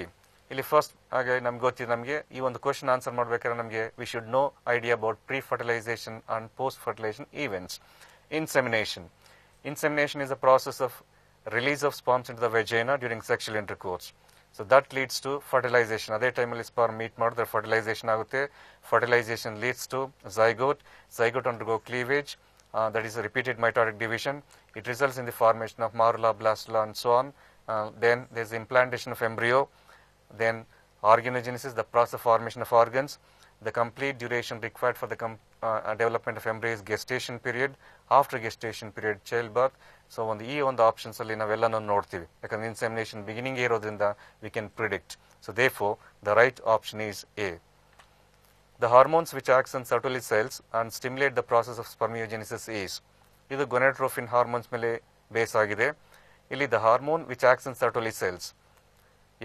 Sertoli ನನ್ನ ಹಾರ್ಮೋನ್ ಕಂಟ್ರೋಲ್ ಆಫ್ ಸ್ಪರ್ಮಟೋಜೆನಿಸಿಸ್ ಹೇಳ್ಬೇಕಾದ್ರೆ ಹೇಳ್ತಾ ಇದೆ. Follicle stimulating hormone acts on Sertoli cells for the secretion of certain factors. So those factors are essential for transformation of spermatids into sperm. This process is called spermiogenesis. But LH ಏನಾಗುತ್ತೆ ಅಂದ್ರೆ it acts on Leydig cells for the secretion of testosterone, which in turn stimulates spermatogenesis. ಅದಕ್ಕೋಸ್ಕರ the right option is FSH, follicle stimulating hormone. Human placenta is formed by, ನಾನು ಹೇಳ್ತಾ ಇದ್ದೆ, human placenta is formed by tissues of the fetus as well as mother. The mother part of the placenta is uterine epithelium. ಇಲ್ಲಿ ನೋಡ್ತೀವಿ, ಇಲ್ಲಿ ಒಂದು options ಅಲ್ಲಿ ಇದೆ. And foetal part of the placenta is chorion as well as allantois. Chorion ಬರುತ್ತೆ ಮತ್ತೆ allantois ಕೂಡ ಬರುತ್ತೆ. Chorion form finger like projections called chorionic villi and the blood vessels produce by allantois extended into it. ಅದಕ್ಕೋಸ್ಕರ chorion ಬೇಕು, ಅಲಂಟೈಸು ಬೇಕು, ಮತ್ತು uterine wall ಕೂಡ ಬೇಕಾಗುತ್ತೆ. It's maternal part of the placenta. So therefore the right option is D, chorion, allantois and uterine wall. Human placenta is, ನಾನು ಹೇಳ್ತಾ ಇದ್ದೆ nature of human placenta ಅಂತ ಹೇಳಿದ್ರೆ, ಹ್ಯೂಮನ್ ಪ್ಲಾಸೆಂಟಾ ಇಸ್ ಹ್ಯೂಮಕೋರಿಯಲ್. ಯಾಕಂತ ಹೇಳಿದ್ರೆ chorionic villi are dipped in the uterine epithelium, that means they are bathed in maternal blood. So that's why it is said to be hemocorial, since placenta formation requires both chorion as well as allantois. Both chorion and allantois take part in the process of formation of placenta. So therefore it is said to be chorio-allantoic placenta ಅಂತ ಕರಿತೀವಿ. But at the time of parturition, placenta automatically separates, but umbilical cord is still attached to the fetus. It is later separated by gynecologist or birth attendants. So therefore all options ಬೇಕಾಗುತ್ತೆ. The right option is D. Identify the hormones ABC that are labeled in the given diagram. ಇಲ್ಲಿ ನಾವು ಗೊತ್ತಿದೆ, it is a question on hormone regulation of spermatogenesis. ಇಲ್ಲಿ ನೋಡಿ, hypothalamus secretes hormones. ಆ hormones gonadotrophin releasing hormone. It acts on pituitary for the secretion of two gonadotrophins namely LH. LH acts on Leydig cells and FSH it acts on Sertoli cells. ಈ ಎರಡು ಈ options ಇರ್ತಕ್ಕಂಥದ್ದು ಯಾವುದ್ರಲ್ಲಿ ಅಂದರೆ ಬಿನಲ್ಲಿ LH ಇದೆ ಮತ್ತು FSH ಕೂಡ ಇದೆ. So therefore the right option is B. Which of the following extraembryonic membranes forms the major part of the placenta in mammals? ಇಲ್ಲಿ major part of the placenta is from fetal side. ಅದನ್ನ ನಾವು ಕಾಮನ್ಗೆ ಕೋರಿಯಾನ್ ಅಂತ ಕರಿತೀವಿ. You know that it forms chorionic villi. As a result, fetus is attached to the wall of the endometrium with help of chorionic villi or through placenta. Therefore, the right option is chorion. Amnion is the membrane immediately surrounding the fetus. Allantois is another fetal membrane. Other one is yolk sac. The right option is A. ನೋಡಿ, ಇದ್ರ ಬಗ್ಗೆ ಸ್ವಲ್ಪ ಎಕ್ಸ್ಟ್ರಾಎಂಬ್ರಿಯಾನಿಕ್ membranes ಬಗ್ಗೆ ಸ್ವಲ್ಪ idea ಬೇಕಾಗುತ್ತೆ. ಎಕ್ಸ್ಟ್ರಾಎಂಬ್ರಿಯಾನಿಕ್ membranes ಯಾವುದು ಅಂತ ಹೇಳಿದ್ರೆ, ನೋಡಿ ಈ ಒಂದು ಡಯಾಗ್ರಾಮೆಟಿಕ್ ರೆಪ್ರೆಸೆಂಟೇಷನ್ ಅಲ್ಲಿ ನೋಡ್ಬೋದು. This the embryo. Embryo is immediately embryo. Outermost ಲೇಯರ್ಗೆ ನಾವು ಕೋರಿಯಾನ್ ಅಂತ ಕರಿತೀವಿ. It is outermost foetal membrane and it form placenta. ಅದೇ ರೀತಿ ನೆಕ್ಸ್ಟ್ ಆಮ್ನಿಯಾನ್ ಬರುತ್ತೆ. ಇಮಿಡಿಯೇಟ್ಲಿ ಅದು ಎಂಬ್ರಿಯೋ ಸುತ್ತ ಇರ್ತಕ್ಕಂಥ membrane. It is inner most foetal membrane and immediately surrounds the embryo. The space present between the embryo and amnion is called amniotic cavity, filled with amniotic fluid that protects the embryo from external shocks and mechanical injury. ಹಾಗೆ the space ನಾವು amniotic cavity ಅಂತ ಕರಿತೀವಿ. The next one is called yolk sac. It is non-functional or imminent in mammals. Because it's not necessary yolk synthesis. It produces corpuscles or blood cells till the liver becomes functional. And other extraembryonic membrane is allantois, develops in the area of gut and produces blood vessels. ಅದಕ್ಕೆ ನಾವು ಕೋರಿಯಾನೋ formation ಬೇಕು placenta formations ಅಲ್ಲಿ, allantois ಕೂಡ ಬೇಕಾಗುತ್ತೆ. ಅದಕ್ಕೋಸ್ಕರ human placenta is called chorioallantoic placenta. Look at the next question. Which of the following extraembryonic membranes forms the major placenta in mammals? ಇಲ್ಲಿ major part is chorion. Just now I have explained. So this is the right option. The extraembryonic membranes of the mammalian embryo are derived from. ನಾನು blastocyst ಹೇಳ್ಬೇಕಾದ್ರೆ ಹೇಳ್ತಾ ಇದ್ದೆ, ಆ blastocyst ಅಲ್ಲಿ 2 layers ಬರುತ್ತೆ, trophoectoderm and inner cell mass ಅಂತ ಕರಿತೀವಿ. ಆ trophoectoderm results in the formation of placenta as well as extraembryonic membranes. So therefore tropoblast is the right options and the rest are wrong. ಯಾಕಂದ್ರೆ embryoblast develops into embryo, Leydig cells secretes testosterone and Sertoli cells are nutritive in function. Which of the following hormone is not produced in women during pregnancy? ಇದು ಒಂದು HCG ಇದೆ, human chorionic gonadotrophin, human placental lactogen, relaxin and inhibin. Placenta acts as a temporary endocrine gland, secreting some of the hormones like HCG, HPL and relaxin.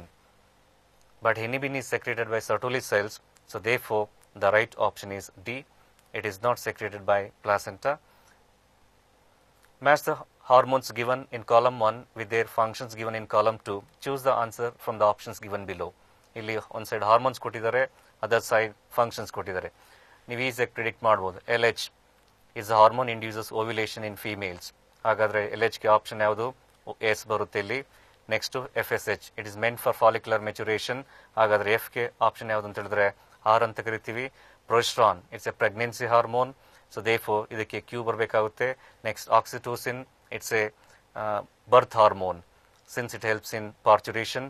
ಅದಕ್ಕೆ P option ಬರುತ್ತೆ. Prolactin, it's a milk synthesising or secreting hormone. ಅದು common milk production, that is T. All the options ಯಾವುದರಲ್ಲಿ ಇದೆ ನೋಡಿ. So it is in A, so therefore this is a right option. Yeah, let us take up next chapter, reproductive health. Reproductive health refers to healthy reproductive organs with normal functions. According to World Health Organization, reproductive health is a total well-being in all aspects of reproduction such as physical, emotional, behavioral and social. Reproductively healthy society. A society with people having physically and functionally normal reproductive organs and normal emotional and behavioral interactions among them in all sex-related aspects. ಇದನ್ನು ನಾವು reproductively healthy society ಅಂತ ಕರಿತೀವಿ. In fact, India is the first country in the world to consider reproductive health as its goal. As a result, it initiated several programs to achieve it. And one such program is family planning program. It was initiated in the year 1951. It's an understanding between the couples to limit the size of a family or to space or postpone pregnancy. Such several programs were initiated to achieve reproductive health of the society, and all such successful programs were in operations under a particular name called RCH, Reproductive and Child Healthcare Program. The major goals of RCH programs are creating awareness among people about sexually related aspects such as proper information about reproductive organs, adolescence and related changes, safe and hygienic sexual practices, sexually transmitted diseases, about available birth control options, care of pregnant mothers, postnatal care of pregnant mother and child, importance of breastfeeding and vaccination. Other goal is providing facilities and support for building up reproductively healthy and socially responsible society. Assistance and care to people in reproduction related problems like pregnancy, delivery, STDs, abortions, contraception, menstrual problems and infertility. Implementation of better techniques and new strategies from time to time, and one such example is Saheli. It's a new oral contraceptive developed by CDRI Lucknow, Central Drug Research Lucknow. The other technique is amniocentesis. It's a feet sex determination test based on the chromosomes present in the amniotic cells surrounding the fetus. Indicators of improved reproductive health of the society. Better awareness about sex-related matters, increased number of medically assisted deliveries, better postnatal care leading to increased maternal and infant mortality rate, increased number of couples with small family norms, better detection and cure of sexually transmitted diseases, overall increase, better medical and health care facilities for all sex-related problems. ಇವೇನು ತೋರಿಸುತ್ತೆ ಅಂತ ಹೇಳಿದ್ರೆ ಒಂದು reproductive ಸೊಸೈಟಿನಲ್ಲಿ ಒಂದು reproductive health ಅಂತ ಏನು ಕರಿತೀವಿ ಅದು ಇಂಪ್ರೂವ್ ಆಗಿದೆ ಅಂತ ತೋರಿಸ್ತಾರೆ. So these are indices or indicators. Population explosion and birth control, better medical, these are the causes. Population explosion ಆಗೋದಕ್ಕೆ ಕಾರಣಗಳು better medical and healthcare facilities, rapid decline in mortality or death rate, decrease in maternal mortality rate, decrease in infant mortality rate, increase in the number of people with reproducible age, lack of epidemics, better detection and cure available for almost all the diseases due to improved and medical healthcare facilities. Measures to check or tackle rapid population growth, motivate smaller families by using various contraceptive methods, incentives given to couples with small family norms, statutory rising of marriageable age of the male to 21 years and that of females to 18 years. And the best method to prevent overpopulation is to adapt contraceptive methods. What is contraceptive method? The birth control methods which prevents unwanted fertilization and pregnancy are said to be contraceptive methods. So contraceptive methods are of two types, namely temporary methods and permanent methods. In temporary methods, the fertility comes to normal after the disuse of these contraceptives. So these includes natural methods, then physical barriers, intrauterine devices, contraceptive pills, injections as well as implants. ಇವೆಲ್ಲ ಕೂಡ ನಾವು temporary methods ಅಂತ ಕರಿತೀವಿ. And permanent methods are surgical methods. They may lead to complete sterility as reversibility is very poor with them. And two such permanent methods are sterilization procedures, namely vasectomy and tubectomy. Vasectomy in males and tubectomy in females. Natural methods. The natural methods of contraception includes periodic abstinence, withdrawal or coitus interrupts, and lactational amenorrhea. How do these natural methods act as contraceptives? Natural methods work on the principle of avoiding sperm and egg meeting. That is how they act as a contraceptives. Then barrier methods includes condoms in males, diaphragm or cervical caps in females, vaults in females. How do barrier methods prevent fertilization? Barrier methods act as a contraceptives and thereby they prevent fertilization and pregnancy by preventing physical meeting of sperm and egg during sexual intercourse. One of the advantages of barrier methods like condoms is very important, and rather than the ಏನು ಪ್ರಯೋಜನ ಅಂತ ಹೇಳಿದ್ರೆ, so these barrier methods also prevent the transmission of sexually transmitted diseases during sexual intercourse. Intrauterine devices. Intrauterine devices are the plastic or metallic objects which are inserted into uterus by expert gynecologists. So these devices remain in the same place for many years till female desires to postpone pregnancy. There are three different types of intrauterine devices, namely non-medicated IUDs, copper releasing IUDs, and hormone releasing IUDs. ಇಲ್ಲಿ non-medicated IUDs ಅಂದರೆ lips, loops ಮತ್ತು spirals. Copper releasing IUDs constitute copper T, copper 7 and multiload 375. Hormone releasing IUDs ಯಾವುದು ಅಂತ ಹೇಳಿದ್ರೆ progestasat and LNG 20. Then how do these intrauterine devices prevent fertilization or pregnancy? IUDs increase phagocytosis of sperm within the uterus. Copper releasing IUDs suppress sperm motility and fertilizing capacity of sperms.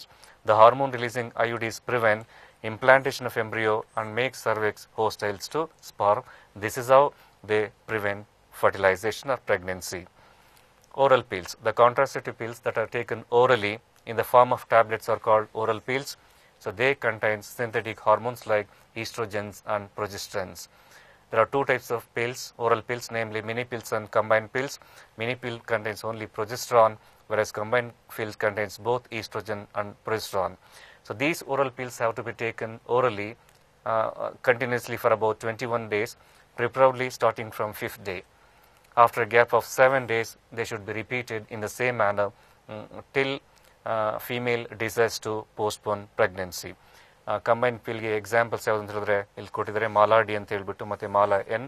So these are the examples for combined pills. Oral pills prevent ovulation and implantation of embryo, so and also alter the quality of cervical mucus to prevent or retard the entry of sperm. This is how they prevent fertilization and pregnancy. ಅಂದರೆ ovulation ಮತ್ತು implantation ಆಗೋದಕ್ಕೆ ಬಿಡೋದಿಲ್ಲ. So that's why they are said to be contraceptive methods. Something about some new aspects of Saheli. ಸ್ವಲ್ಪ ಸಹೇಲಿ ಬಗ್ಗೆ ನಾವು ತಿಳ್ಕೊಳ್ಳೋಣ. Saheli is a new oral contraceptive for females developed by CDRI Lucknow, Central Drug Research Lucknow. It contains non-steroidal preparation. ಇದಕ್ಕೆ ನಾವು Sendcroman ಅಂತ ಕರಿತೀವಿ, which is taken once a week after an initial intake of twice a week dose for 3 months. ಅದಕ್ಕೋಸ್ಕರ ಇದನ್ನು ನಾವು once a week oral pill ಅಂತ ಕರಿತೀವಿ. Emergency contraceptive pills. Oral pills also can be used to overcome high risk of pregnancy condition. The oral pills which are used to overcome high risk pregnancy conditions due to rape, casual unprotected sex, or failure of the contraceptive used during coitus or sexual intercourse are said to be emergency contraceptive pills. Emergency contraceptive pills are also said to be morning after pills. The morning after pill is effective if taken within 72 hours of coitus up to 5 days after having unprotected sex. Injections and implants. Injections and implants also used by females as contraceptive devices. One such example is implants. Hormonal implants like Narplan are surgically implanted under the skin for about 5 years to prevent fertilization and pregnancy. So therefore, they also act as a contraceptive device or methods. Surgical methods includes vasectomy in males and tubectomy in females. Vasectomy is a surgical procedure in which vasa deferens of both sides cut and tied to prevent the transport of sperm to the site of fertilization. In tubectomy, fallopian tubes of both sides is cut and tied to prevent the transport of egg or ovum to the site of fertilization. So, surgical intervention prevents the transport of both sperm as well as egg to the site of fertilization. So, that is how surgical methods or sterilization methods prevent fertilization. MTP, medical termination of pregnancy, it's also called induced abortion. Termination of pregnancy before full term maturation of the embryo is called MTP, that is medical termination of pregnancy. MTP is necessary to get rid of unwanted pregnancies, either due to casual unprotected intercourse or failure of the contraceptive used during sexual intercourse or coitus. Advised, MTP is advised in cases where continuation of pregnancy could be harmful or fatal, either to mother or to the fetus or both. If done, it is safe within 12 weeks of pregnancy, but it is legally banned in the country in the year 1971 to prevent its misutilization and indiscriminate killing of female feticides. Sexually transmitted diseases, abbreviated as STDs. So these are the diseases which spreads through sexual contact with the infected person. These are also called venereal diseases or VD, or reproductive tract infections or RTI. The common sexually transmitted diseases include gonorrhea, syphilis, chlamydiasis, they are caused by bacteria, then viral diseases which includes AIDS, hepatitis, genital herpes and genital warts, then protozoans disease includes trichomoniasis, it is caused by Trichomonas vaginalis. So gonorrhea is caused by Neisseria gonorrhea, it's a bacteria. Syphilis is caused by Treponema pallidum, and chlamydiasis is caused by Chlamydia trachomatis. AIDS caused by HIV virus, human immunodeficiency virus. Hepatitis is caused by hepatitis B virus. Genital herpes, herpes simplex virus, and genital warts is caused by human papilloma virus, HPV, human papilloma virus. These are the sexually transmitted diseases. Infertility and causes. Inability to conceive or bear children even after 2 years of unprotected sexual cohabitation is said to be infertility. The reasons could be physical or congenital, immunological or even psychological. It also includes drugs. So these are the causes for infertility either in males or females. Then there are methods to assist these infertile couples to have children. The methods which are used to assist infertile couples to have children are said to be assisted reproductive technologies, abbreviated as ARTs. These includes IVF-ET, in vitro fertilization and embryo transfer, then ZIFT, zygote intrafallopian transfer, GIFT, gamete intrafallopian transfer, IUI, intrauterine insemination, then intrauterine transfer, then AI, artificial insemination, and intracytoplasmic sperm injection. So these are the some of the assistive technologies which are used to assist infertile couples to have children. So therefore called assisted reproductive technologies. So let us take up some of the questions from this chapter. Reproductive health refers to, look at the options, a state of complete physical, mental and social well-being. This is the definition of health given by WHO, World Health Organization. So therefore this is not the right option. A total well-being in all aspects of reproduction, synapses helbekar ಹೇಳ್ತಾ ಇದೆ. So it is nothing but reproductive health. A state of absence or disease or physical fitness. This is not applicable to this question. And a state of absence of sexually transmitted disease, this is also not applicable. So therefore the right option is B. In India, family planning programs were initiated in the year. It's a direct question. Family planning programs were initiated in the year 1951 at the national level in India. Which of the following sexually transmitted diseases are completely curable? ನಿಮ್ಗೆ ಗೊತ್ತಿರಲಿ, try to remember 3H. One hepatitis, one is HIV, it's not curable, completely curable. Then second one is hepatitis B, it's not completely curable. Then genital herpes, it's not completely curable. So andre even more options allu kuda there are diseases which cannot be cured completely.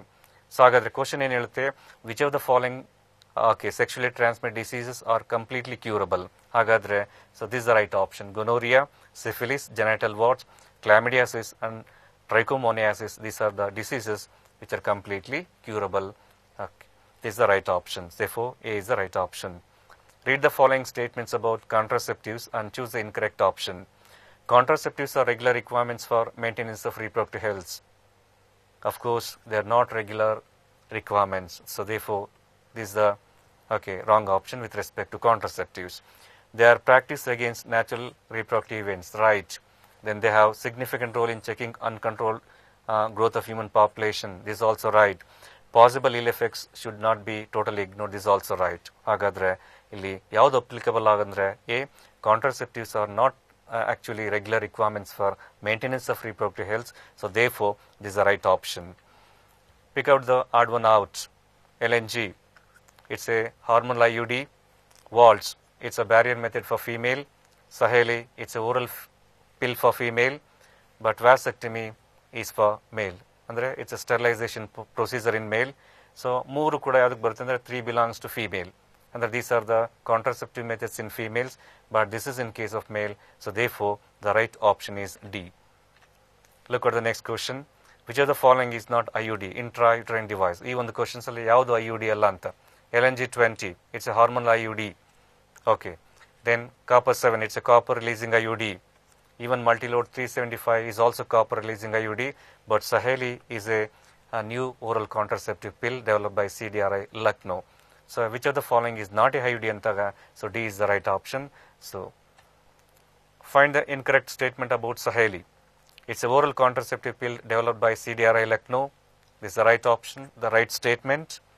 It's once a week oral pill. Yes, it's also right option, statement. It's a non-steroidal preparations. Yes, it has less contraceptive value. The significance of Saheli as a oral pill or contraceptive pill is that it's non-steroidal as well as it has got high contraceptive value. So therefore, this statement is wrong with respect to Saheli. So therefore, this is the right option, that is D. The term morning after pill refers to, నేను ಹೇಳ್ತಾ ಇದ್ದೆ, emergency contraceptive pills are also called morning after pills or day after pill. Look at the reason. Emergency contraceptive pills are often called morning after pill and sometimes even day after pill because they can be used after sex to prevent pregnancy. Hagadre, term morning after pill refers to emergency contraceptive. Therefore, A is the right option. The most widely accepted method of contraception for females in India is, common ಆಗಿ ನಮ್ಮ ಇಂಡಿಯಾದಲ್ಲಿ poverty is one of the reason. They may not afford to go for high contraceptive methods. Therefore, intrauterine devices are the best methods for females in India. Andre the most widely accepted methods of contraception for females in India are intrauterine devices, not the natural methods, not the barrier methods, and oral pills. So therefore, C is the right option. Which of the following is a non-medicated IUD? ನಿಮ್ಗೆ ಗೊತ್ತಿದೆ, intrauterine devices ಅಲ್ಲಿ 3 category ಬರುತ್ತೆ: non-medicated, copper releasing and hormone releasing IUDs. ಇದು copper releasing IUD is not the right option. LNG20, it's a hormone releasing IUD. This is also not the right option. Multilode 375 is also copper releasing IUD. So these are copper releasing IUDs. Therefore, the right option is lips loop or spirals. Andre they are non-medicated IUDs. Select the correct option showing sexually transmitted diseases which are caused by viruses. Even the options ಅಲ್ಲಿ ಇರ್ತಕ್ಕಂಥ diseases caused by viruses ಯಾವುದರಲ್ಲಿ ಅಂದರೆ hepatitis B virus, ಜೆನಿಟಲ್ ಹರ್ಪ್ಸ್ ಅಂತ ಕರಿತೀವಿ, ಜೆನಿಟಲ್ ವಾರ್ಟ್ಸ್ ಅಂತ ಕರಿತೀವಿ, ಮತ್ತು AIDS. ಈ ಎಲ್ಲ ಡಿಸೀಸು ಕೂಡ ಕಾಸ್ ಬೈ ವೈರಸಸ್. ಬಟ್ ಇಲ್ಲಿ ಬೇರೆ ಯಾವ್ದಾರು ನೋಡಿ, ಗೊನೋರಿಯಾ ಇಸ್ ಕಾಸ್ ಬೈ ಬ್ಯಾಕ್ಟೀರಿಯಾ. ಹಾಗೆ ಇಲ್ಲಿ ನೋಡಿ ಸಿಫಿಲಿಸ್ ಆಗಿರ್ಬೋದು, ಅದು ಕೂಡ ಬ್ಯಾಕ್ಟೀರಿಯಾ. ಹಾಗೆ ಕ್ಲೆಮಿಡಿಯಾಸಿಸ್ ಆಗಿರ್ಬೋದು, ಅದು ಕೂಡ ಬ್ಯಾಕ್ಟೀರಿಯಾ. ಹೀಗೆ ಬೇರೆ ಬೇರೆ ಈ ಒಂದು ಆಪ್ಷನ್ಸಲ್ಲಿ ಬ್ಯಾಕ್ಟೀರಿಯಲ್ ಡಿಸೀಸ್ ಇರೋದ್ರಿಂದ, ಬಟ್ ಫಸ್ಟ್ ಆಪ್ಷನ್ಸಲ್ಲಿ ಎಲ್ಲ ವೈರಲ್ ಡಿಸೀಸ್ ಇದೆ. So therefore the right option is A. The following are the reasons for infertility in males except Infertility reasons may not be because of ಯಾವುದೋ infertility reasons ಎರಡರಲ್ಲೂ ನೋಡ್ತೀವಿ. Okay, both ಅಂದರೆ male and females are equally responsible as for infertility is concern. ಅಲ್ಲಿ infertility causes in males ಮತ್ತು females ಅಂತ ನೋಡಿದಾಗ one such reason is cryptorchidism. ಇಲ್ಲಿ it's a condition in which okay testis do not descend down the ಸ್ಕ್ರೋಟಮ್ಗೆ ಬರೋದಿಲ್ಲ. So ಅದು ಕೂಡ one of the reason for infertility in males. Oligospermia, low sperm productions ಆಗಿರ್ಬೋದು, aspermia, absence of sperm productions ಆಗಿರ್ಬೋದು. All this 3 reasons related to infertility in males. But look at the amenorrhoea, ನೀವು ಓದಿರ್ತೀರ lactation amenorrhoea. Amenorrhoea ಅಂದರೆ absence of menstruation. ಆದರೆ menstruation absence ಇದ್ದಾಗ ovulation ಆಗಲ್ಲ. This one of the reasons for infertility in females. So first 3 related to male infertility. So therefore the correct option is D. Which of the following assisted reproductive technology would you suggest for a male with low sperm count or inability to inseminate the female? ಇಲ್ಲಿ options ನೋಡಿ. A. Artificial insemination, gift, gamete intrafallopian transfer, zygote intrafallopian transfer, and multiple ovulation embryo technology. Okay, ಅದು ಕಾಮನ್ ಆಗಿ ನಾವು animal breeding technology ಅಥವಾ artificial breeding techniques ಅಲ್ಲಿ ನಾವು ಓದ್ತೀವಿ. Multiple ovulation and embryo transfer technology ಅಂತ ಹೇಳ್ಬಿಟ್ಟು ಇದಂತ ಆಪ್ಷನ್ಸ್ ಬರೋದೇ ಇಲ್ಲ. In zygote intrafallopian transfer, zygote will be transfer to fallopian tube, ಇಲ್ಲಿ ಗ್ಯಾಮಿಟ್ಸ್. ಅದಕ್ಕೋಸ್ಕರ right option is artificial insemination. Options ಕೊಟ್ಟಿರೋದ್ರಲ್ಲಿ ಇದೊಂದು ಸೂಟ್ ಆಗೋದ್ರಿಂದ let us select A is the right option. ZIFT ಅಂದರೆ ಝೈಗೋಟ್ ಇಂಟ್ರಾಫೆಲೋಪಿಯನ್ ಟ್ರಾನ್ಸ್ಫರ್ ಅಂತ ಏನು ಕರಿತೀವಿ. So it involves transfer of zygote into the fallopian tube, transfer of zygote into the uterus, transfer of ovum into the fallopian tube, transfer of sperms into the cytoplasm of the egg. ಇಲ್ಲಿ options ನೋಡಿ, try to eliminate the options. Transfer of sperms into the cytoplasm of the egg is nothing but ICSI, intracytoplasmic sperm injection. ಇದು ಬರೋದಿಲ್ಲ. Transfer of ovum into the fallopian tube, ಇದು ಕೂಡ ಬರೋದಿಲ್ಲ. Okay, ಯಾಕಂದರೆ ನಾವು name it self indicates zygote intrafallopian transfer. Even this also barodilla, and this will also this is not applicable. Therefore the right option is A, transfer of zygote into the fallopian tube.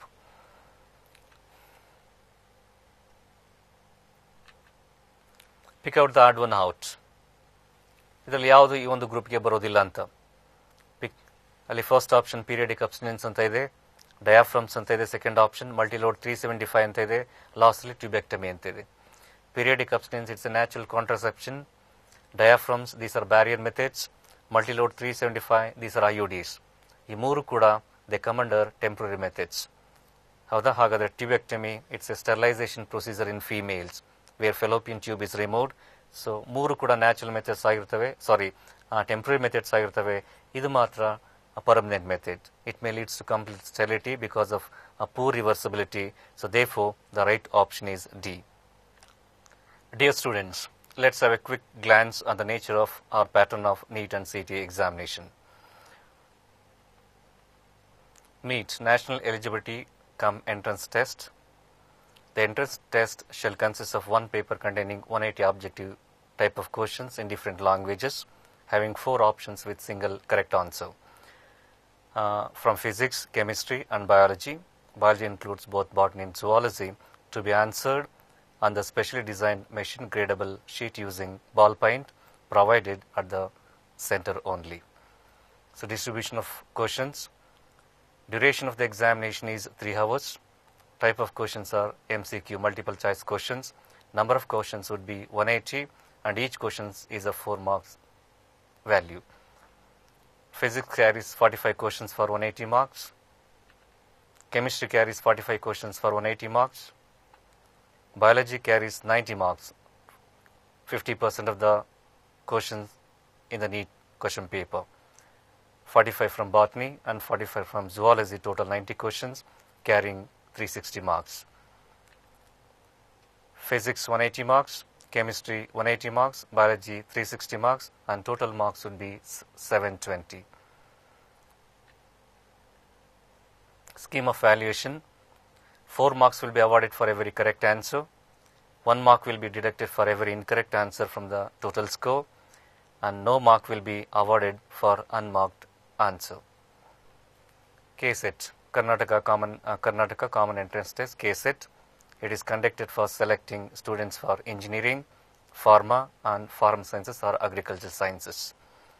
Agricultural sciences includes BSc in agriculture, sericulture, horticulture, forestry, agricultural biotechnology, agricultural marketing, then BHSC, home science, BTech, agricultural engineering, science and technology, dairy technology, Bachelor of Fisheries, Bachelor of Veterinary Science, that is BVSC, and Animal Husbandry.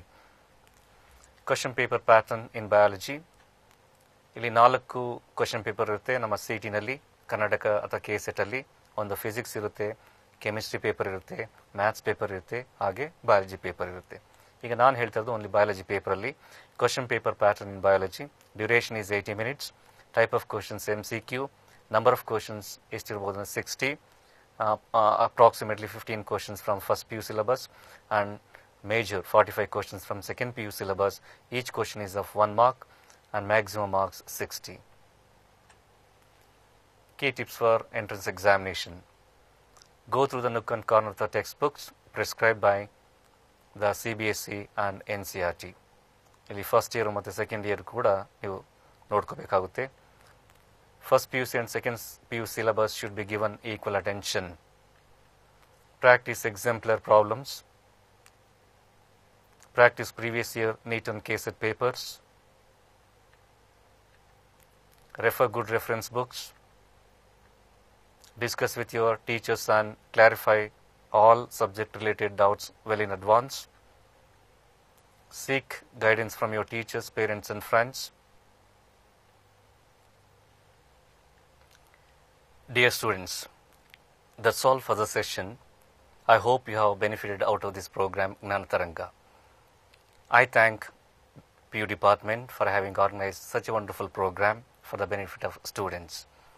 And I wish you all the best in the forthcoming examination. So thank you and all the best.